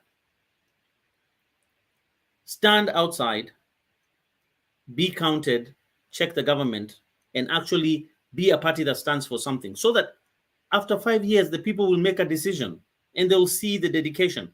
But also, I have to blame Kenyans for not being diligent enough to punish individuals who keep on doing this all the time. It's like when it comes to voting, just like I talked about, voting in Kenya, it becomes an emotional issue. It's a tribal and emotional affair, that people are so passionate about their tribe and their emotions and their man, that after election, they let go of everything. They don't follow up on anything. They don't check on anything. And that's it. And these people know this game. And that's why they keep abusing it day in, day out. That's why we don't have what we should have. And we don't have the development projects that we should have. We are not moving in terms of democracy the way we should. And we are not making major gains the way we should. That is the biggest problem. Thank you. Okay. Themba, can you be able to take over from me? No, I am actually, I was just about to step out. Can we now have 2 minutes for Mato, and then we can have closing remarks? Yeah. You can just give Mato and then Mogoi, then we you can close it so that we can start tomorrow. Okay. Thank you, guys. Can you hear me? I'm using my phone. Sorry. Can you hear me? Yes, yes, yes. Thank Go on. you. You know, I'm sad for my country and also a very happy man. Also, a little bit in a sarcastical way. The reason I'm saying I'm happy is because, you know, for a long time, and for a long time, the people that have known me here, yes, I'm a wounded soldier. Yes, tumeumwa na tumeumwa vizuri, and it's okay, kukubali. Here's the thing that I look at, and I want to look at it on a philosophical way, on a realistic way, not on a Azimio or even Kenya Kwanza way. I want to look at it from a Kenya side. So in the 90s and in the 80s that we were growing up, some of us, you'll be told that if you become just a secretary of a certain person, you can get a lot of money. This is where we're going back. And I keep on making fun and saying, I am going back to get, to try and get tenders. At some point, we had started seeing that the system works to where you really don't have to go get a tender, but work hard, bring up your own company. What is happening right now is the tenderpreneurship is full force back. And these are the people that I know Duke would not, sorry, moderator, I know Duke would not want to hear what I'm saying. But this is the 90s, the 80s of when that people used to know someone in the government and you make your money. That is where we're going. We had already walked out of that. At this point, I feel like we should even demolish DCI. They shouldn't even arrest anyone. Why? Because even the two people in the realm of it, there are people who are indicted. The people who are coming in, there are people who have issues. Being in ini Kenya gani haki ya Mungu mnataka? Mnataka twende si wote tuchukue tenda? Equal entrepreneurship. Yes, most of us here, we have iPhones. We can get tenders. But how about that person who cannot even get a kabamba? And that's why we had put our country to be a country of laws. Right now, anyone can walk in any office, get a tender of how much you want. Yes, we will benefit. But what are we doing to our country? And when are we ever going to be a first world country? We've stepped so many years behind, and that's why I'm not even enthusiastic to come to this show sometimes, but I will come because I don't want to give up in our country. Guys, this thing bottoms up, now they're trying to do whatever, they are buying everyone. Kalonzo. In fact, Kalonzo should go and kula kila kitu anafaa kukula. In fact, me, I want to kula pia. And if you have a chance, if you know anyone in the government, do it, because this is your chance. Some of us were in a place where we had said, look, we will let our country be ruled by the rule of law and not this corruption, easy corruption as itakuwa. Now, how do you go in your own mind, go put people who are just wengine, okay, wameambiwa warudishe, walikuwa madio, sijui wameambiwa warudishwe pesa, kidogo saizi tena wamekuwa cleared. Even, in fact, at a section, I mean, section whatever for the integrity should be written off. Kila mtu ikue, one man eat for themselves. Kula venye unakula, God for us all. We had gotten to a place where we are going to get standards of the international community. Right now, mpaka tulipata SGR, standard gauge railway. Now we are going back to our ways of doing things in Africa. I swear to God, ile shimo tumejiingiza, wengine wetu hatutaumia, lakini kuna watu wataumia. Tumejiingiza kwa shimo ingine ya kwenda kufanya tenderpreneurship. And let me tell you, even those concrete pillars, they are coming back. Chichu na kina nani walifutwa kwa sababu ya kula pesa ya Kenya, wanarudishwa saizi. Tumeona wanawekwa sijui energy. Guys, we will never move from a third world country. We were just about to move out. And I hope this guy, Duke, that you love so much, I hope he doesn't stop, especially hizo expressways zenye zilikuwa zimefanywa mpaka Mombasa. I hope he doesn't stop them, because those are the infrastructure that we need in Kenya. Umekuwa ukimpigania hapo for a long time. We've been here fighting with you for a long time. I hope it doesn't become a tenderpreneurship country, because for me, I'm already applying. Na kuna wengi wamesema tuta-apply na tutakulezo tenderpreneurship, because it was supposed to stop that whole thing so that our country can grow. I hope so. And the criminals do not come in to do it. I hope so. Duke, you've been here telling us, oh, Ruto atashinda.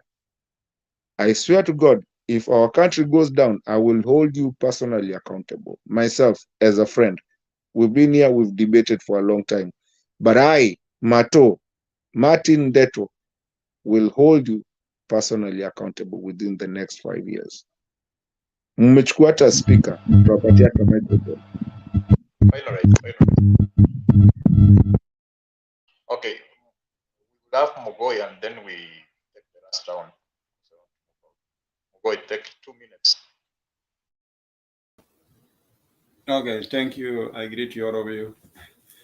Thank you, Mato, but don't put Duke on account to be accountable, because Duke may not even near to that government. He's just with us here. Okay, thank you for everybody here. It is good to meet for a few to talk and give our views here.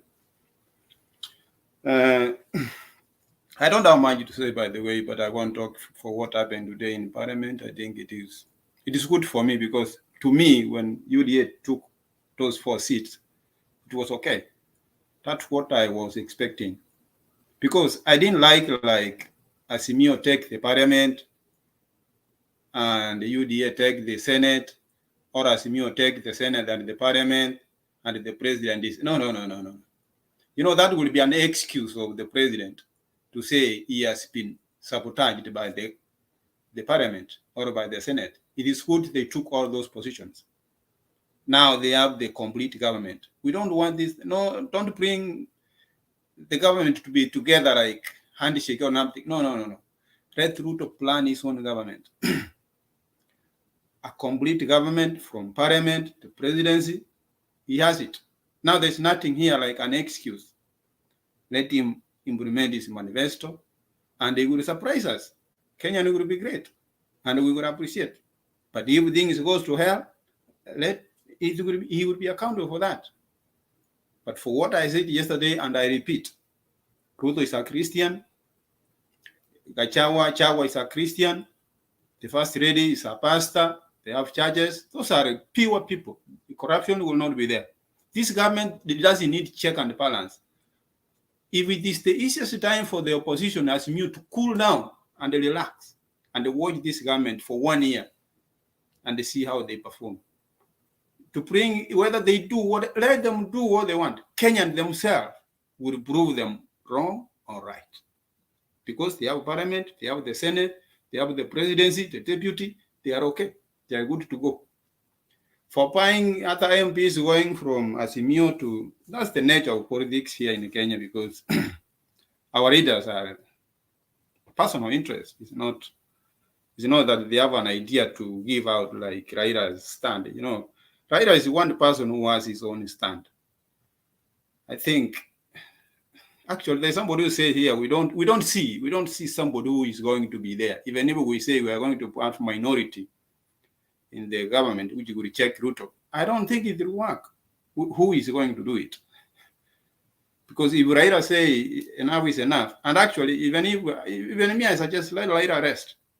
Let take his time and enjoy his time. He has come long way where he has reached. Let him take off the politics, hand it over to Kalonzo or wherever he will take it. But I don't see somebody who will say things the way they are. And when things go wrong, he will come out and say, and people will listen. You know, Raila once he stand up to say something, people will listen. And at the end of it, you will prove that Raila what he say, he was right. So to get somebody like that, I don't see. I don't know it is me, but I'm not seeing, because you people you are saying Raila will start bringing up other leaders. How will you start right now? You know, if we could have somebody in the parliament right now or in the Senate right now who is articulate like Raila, who have the passionate like Raila, who can sacrifice and bring people together and they can listen to you like Raila, that's when opposition can work and they can check the government seriously. But who is there? I don't think. ODM itself or Azimio itself, you don't see if they can agree in one thing and move in one direction. They are not. It's like they are divided. They are in one, but they are not moving in one direction, which is giving them a hard time to do anything. And Ruto is good in this. He knows how to divide and rule. So if he can get Kalonzo on this side, if Kalonzo is hard, he can get the MBs of Kalonzo, which is easy for him.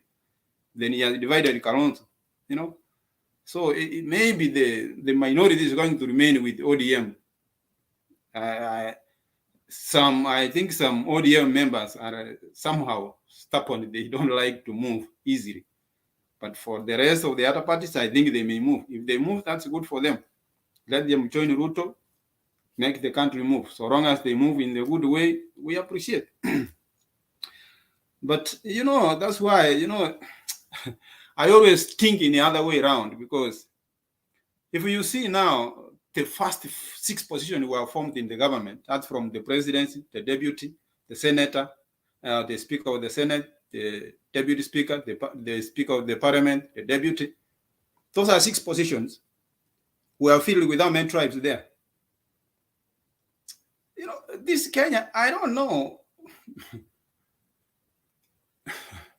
I don't know how I can put it, but I'm a little bit into that issue so much. Because if we are 42 tribes, you want to tell me 4 tribes can control out of 6, and the rest can, and two of them can go away out of those 2 tribes, and then we say we are okay. So you want to tell me there is nobody from Turkana can be a deputy speaker in the National Assembly?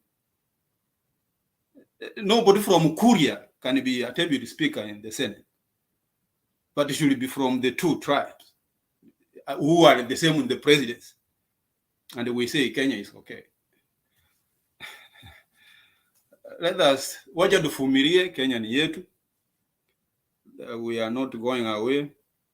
The leaders who have been there, we have been suffering from more times. Still, even if we say, oh, Ruto will reform a good government, they will reform an inclusive government. If the first 6 already is the same thing. If you could have told me, like here now we have 6 tribes in these 6 positions, then we will see the government is going to be inclusive. But it's only 2 positions which are out, but the rest are still back to the same leadership we have. But that is Kenya. What can we do? You know, we have to give them doubt because they have the power. We are watching. Whatever they will do, it is Kenyans who will charge them. If they perform well, we will appreciate. Kenya will move. The next president who will come, he will get it from there. But let us hope for the best. Maybe he will surprise us. Yeah, thank you. Maybe he will surprise us and change Kenya for the better. Thank you, Duke. I want to give Douglas 2 minutes and then start closing. Okay. Douglas, just 2 minutes. Okay, thank you so much, Duke, for the opportunity. But this is my thing, Mazo and Mogoi. Please don't despair. You have to be even in your darkest hour. You have to stand firm. Even when you lose, you have to stand firm. It's very important to have that kind of character. You can't just give up and say, "Oh, now that you guys have elected this person, I'm going to go into tenders. I'm going to be corrupt now. I don't care about the country anymore because you guys decided to make a wrong choice." I don't think that is the way to go. I believe that everything happens for a reason, and there's always a time for everything. Right now, as young leaders in Kenya, we are supposed to be planning and strategizing on how we are going to take over leadership and actually take Kenya where it's supposed to be. We should not be in the business of trying to lose hope and despair. This government has come in. Yes, they've elected whatever they've elected. There's nothing wrong with that. That is what the politicians do. The thing that comes from here is oversight. And that's why I said Mogoi was talking about what can Azimio do. Azimio can appoint what are they called? These nominated members of parliament or nominated senators, nominated MCA. They can appoint serious young people who they've vetted and actually realize that these guys have a vision in terms of trying to see how we're going to go forward and actually appoint them in those positions. But if they put the same old people who have no vision, they're not going to debate anything in parliament. They're just going to be sitting there because they were part of the campaign team or their relatives to so and so, and they're not engaged in any kind of debate in a meaningful way to bring. They're not bringing up any debate. They're not checking the government. They're not balancing. They're just earning a salary, and then that is where the problem is. And one thing I would like to summarize in this election is sometimes it's very difficult to teach an old dog new tricks. Yeah. If you don't include young people in your leadership to give you ideas in the modern world and the modern environment and how things are working and what captures the imagination and where we need to go and how you can do things in a cheaper way, how you can achieve certain goals and what can make the country grow in a certain way, then you are losing. If you're dealing with old people who are working with KANU, they only know how to operate as DOs and DCs and how things used to be, they will not take this country forward. That's why I'm insisting that Azimio should start right now nominating serious young Kenyans to positions who are going to actually move forward with their vision. They should start grooming young Kenyans in who are going to have a vision to move forward with the Azimio vision and actually make this Kenya the country that we want to be. Failure to do that, they will die with those ideas and Kenya will move on in a different way. You have to groom, just like a father, you have to groom your son to the opportunities that you never had. Give him a vision early enough, things that you missed while you were young, but now you can tell him, don't do this and don't do that so that you can be able to move forward. Unless you do that, then you're also losing your son. You're making him get lost and he will blame you.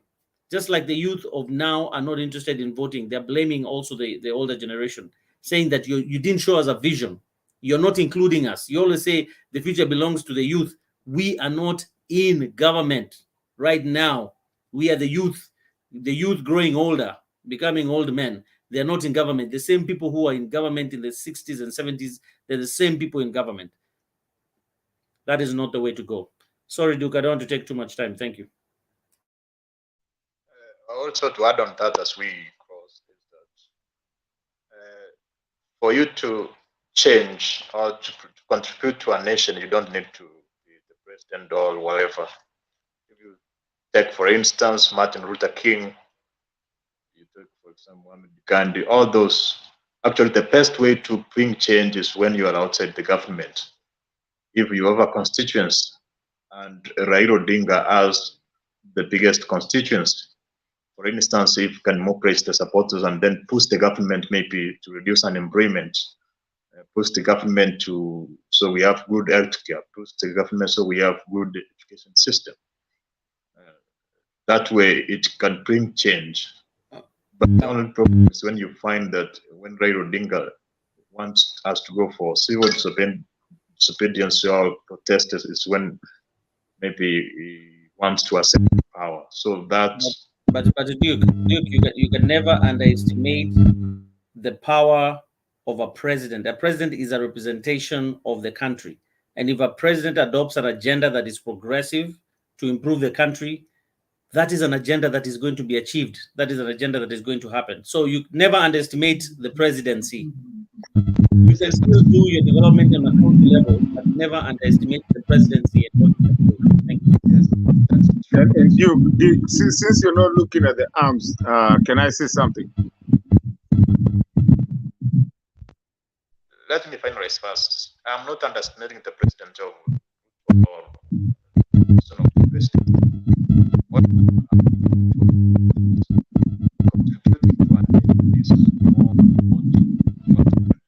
we can hear you, sir. Can you get me now? Okay.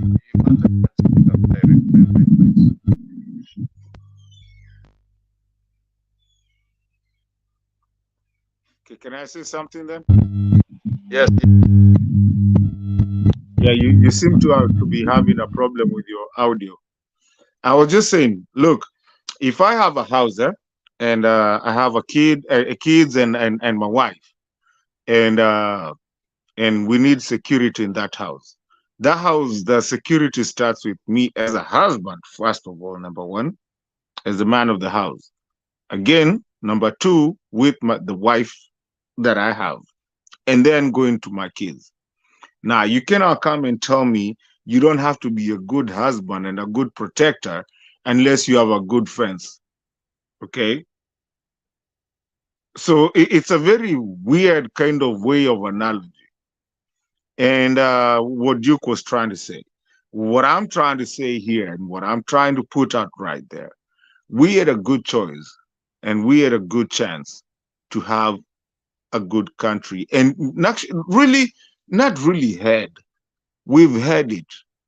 We've gone through so much of our constitutional changes and everything that we've done to really play around with joking around of going back to a one kind of almost one multi-partism.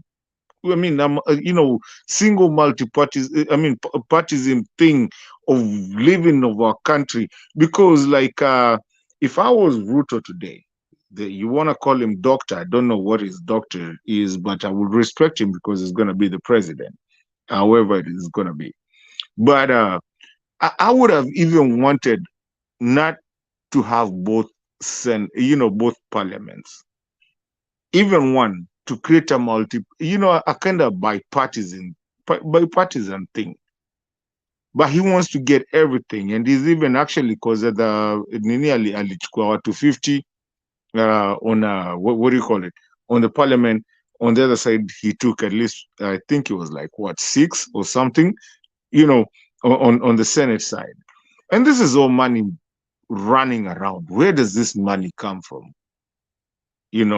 So basically what I'm trying to say, if you want to make a country be together, and that's why, Duke, you cannot bring this chapter together because people are not together. You might want to feel like you're together because now you're getting everything, but you're trying to get everything, na munachukua everything, and then you're losing a whole other side of it. Now, it's okay. We can leave it. Y'all can have it. But I'll tell you, it will not be easily done. And that's why I was saying in a jokingly way, but some people in the comment section took me very seriously when I was saying that sasa twende basi tukachukue entrepreneurship. Because this is what a country can fall very easily when you find yourself in a place where you seem like you've taken everything. First of all, we don't know if you won or you did not win, and we don't think you did because we know where you could have won. 2 places in the country. You cannot tell me out of all those people you won. And I don't know, if I keep on talking on this thing, I think I need some time. I think I haven't healed well, but I have good conversations that I'm an open guy. And that's why most of my friends that used to be here are not here, but I'm here because I heal easily, but I like to speak facts. And Duke, I don't know when the moderator, but I think Douglas has wanted to talk to me for a while before I leave. If you can give him time before I leave, because I'm about to leave. I'll be back again. We'll be doing this. I'm not going anywhere. Nitakuwa hapa. Okay, Duke, just 1 minute. I just want to encourage Mato. Mato, I know the passion that you have. I know the pain that you're feeling. I might not know the exact pain, but I know where you're coming from. But this is my thing. All things happen for a reason. Sometimes you are the winner, but it's taken away from you. What does it mean? Are you going to commit suicide? Are you going to be weak and go yourself, drink yourself to death? No. What you normally do is you accept the condition. This is what has happened. We know the processes that has happened. We know what we wanted. It has not been achieved. We know what happened in between for us to be here today and things to be the way they are. We have to accept this is how things are right now. What can we do to move forward? One, there is no government that has ever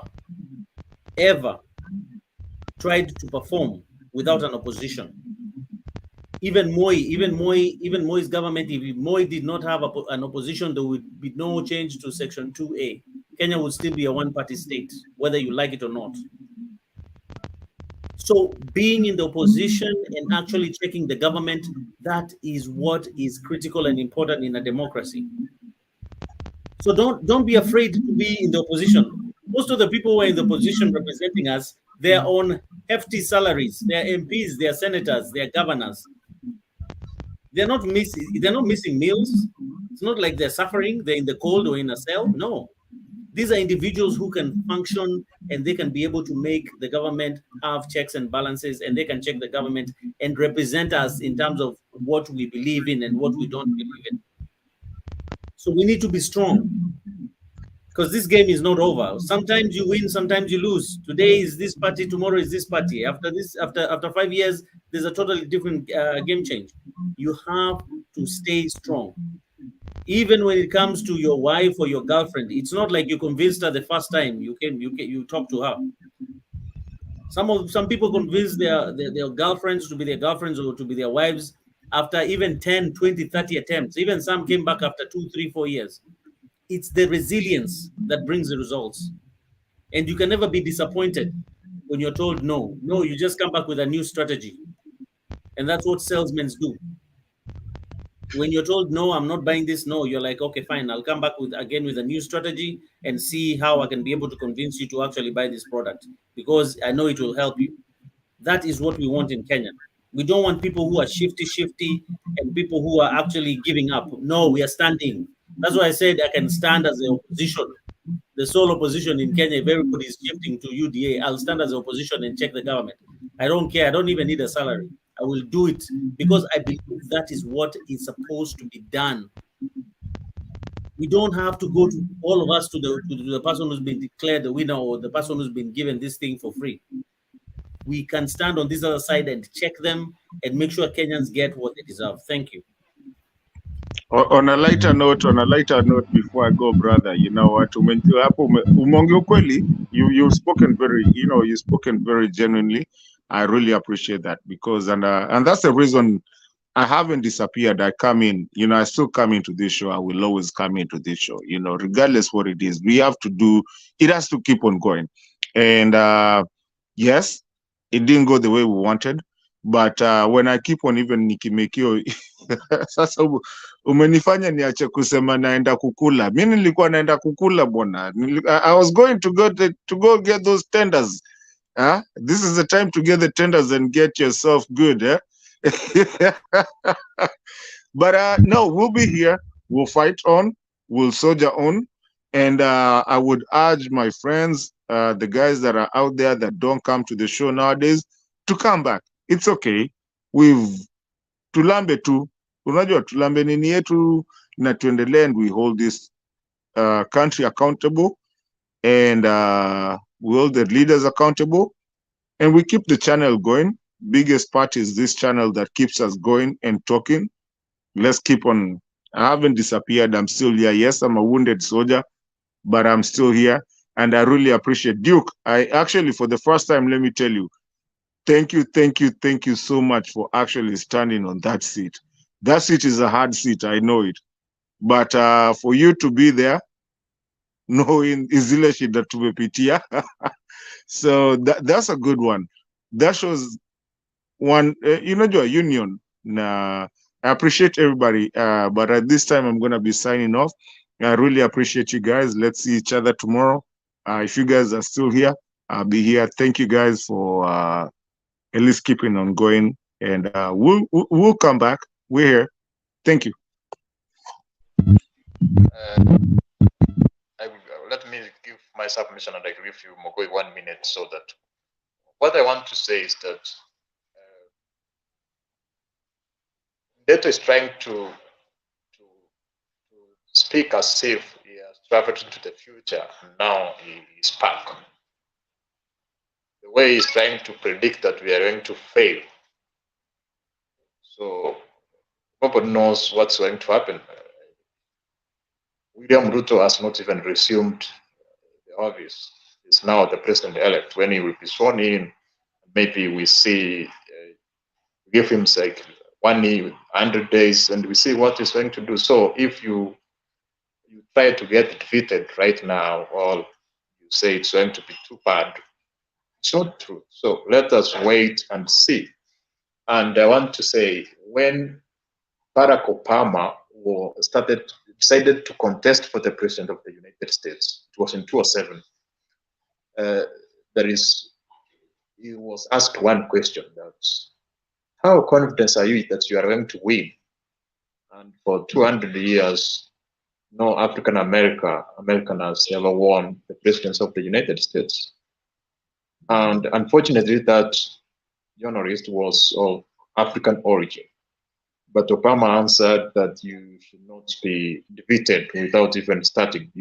Let us try. It's like Ndeto is defeated already without even having the outcome or witnessing the process. So you are scared even to attempt. So that's the total failure already, because you have to participate, do your best, and that will determine your performance or your outcome. So, and the government is ours. It's actually the actions of its citizens that correct people. For instance, maybe if you don't work, if you don't manage your resources properly, if you are not organized, you are not you waste your money, you cannot be successful. You have to be disciplined as a person. So the corrective actions of citizens of Kenya is what will transform this nation. So no government is going to solve every issue. Some issues will depend on the hard work, focus of an individual, not the government. That's why Kennedy said that ask not what the government will do you, but ask what will you do for the government. So Ndeto, you should actually be thinking on what you can do if maybe you are disagreeing with the circumstances on the ground. What is your action, your input to change that, so that you align the country towards the right direction? So I want to give Mogoi like 1 minute, and then we call it a day. Yeah, thank you, Duke. Yeah, actually, that's a good finishing point for you. Let us not lose hope. Let us give them trust. Maybe something good will come out of it. But the only problem, what Mato is saying, It is all this, what is behind them is what people put. You know, when people look at your record and they see you there, they don't see forward. So that's what is the problem here. We know Gachagua, we know Ruto. They are our Kenyans. They have been with us. So they are not new. But for the future, it is up to them. Because the government, they have it all. There's no handshake here. Everything is for them. The parliament, the senate, the presidency, the cabinet. Now it is for him to make his own government. Raila is out of the question. Now, for the rest of the Kenyan, we are here to watch and see life moving better for the next year. If things go well, well and good. If they go bad, it is Kenya. We will cry for another 5 years, then we go for the parliament. Then we will do the same thing. And then Kenya moves. That's how we are used to. But let us hope for the best. Things will work out. Thank you. Okay, I think we can call it a day. Thank you so much, those in the comment section and all those who participated today. Have a nice day.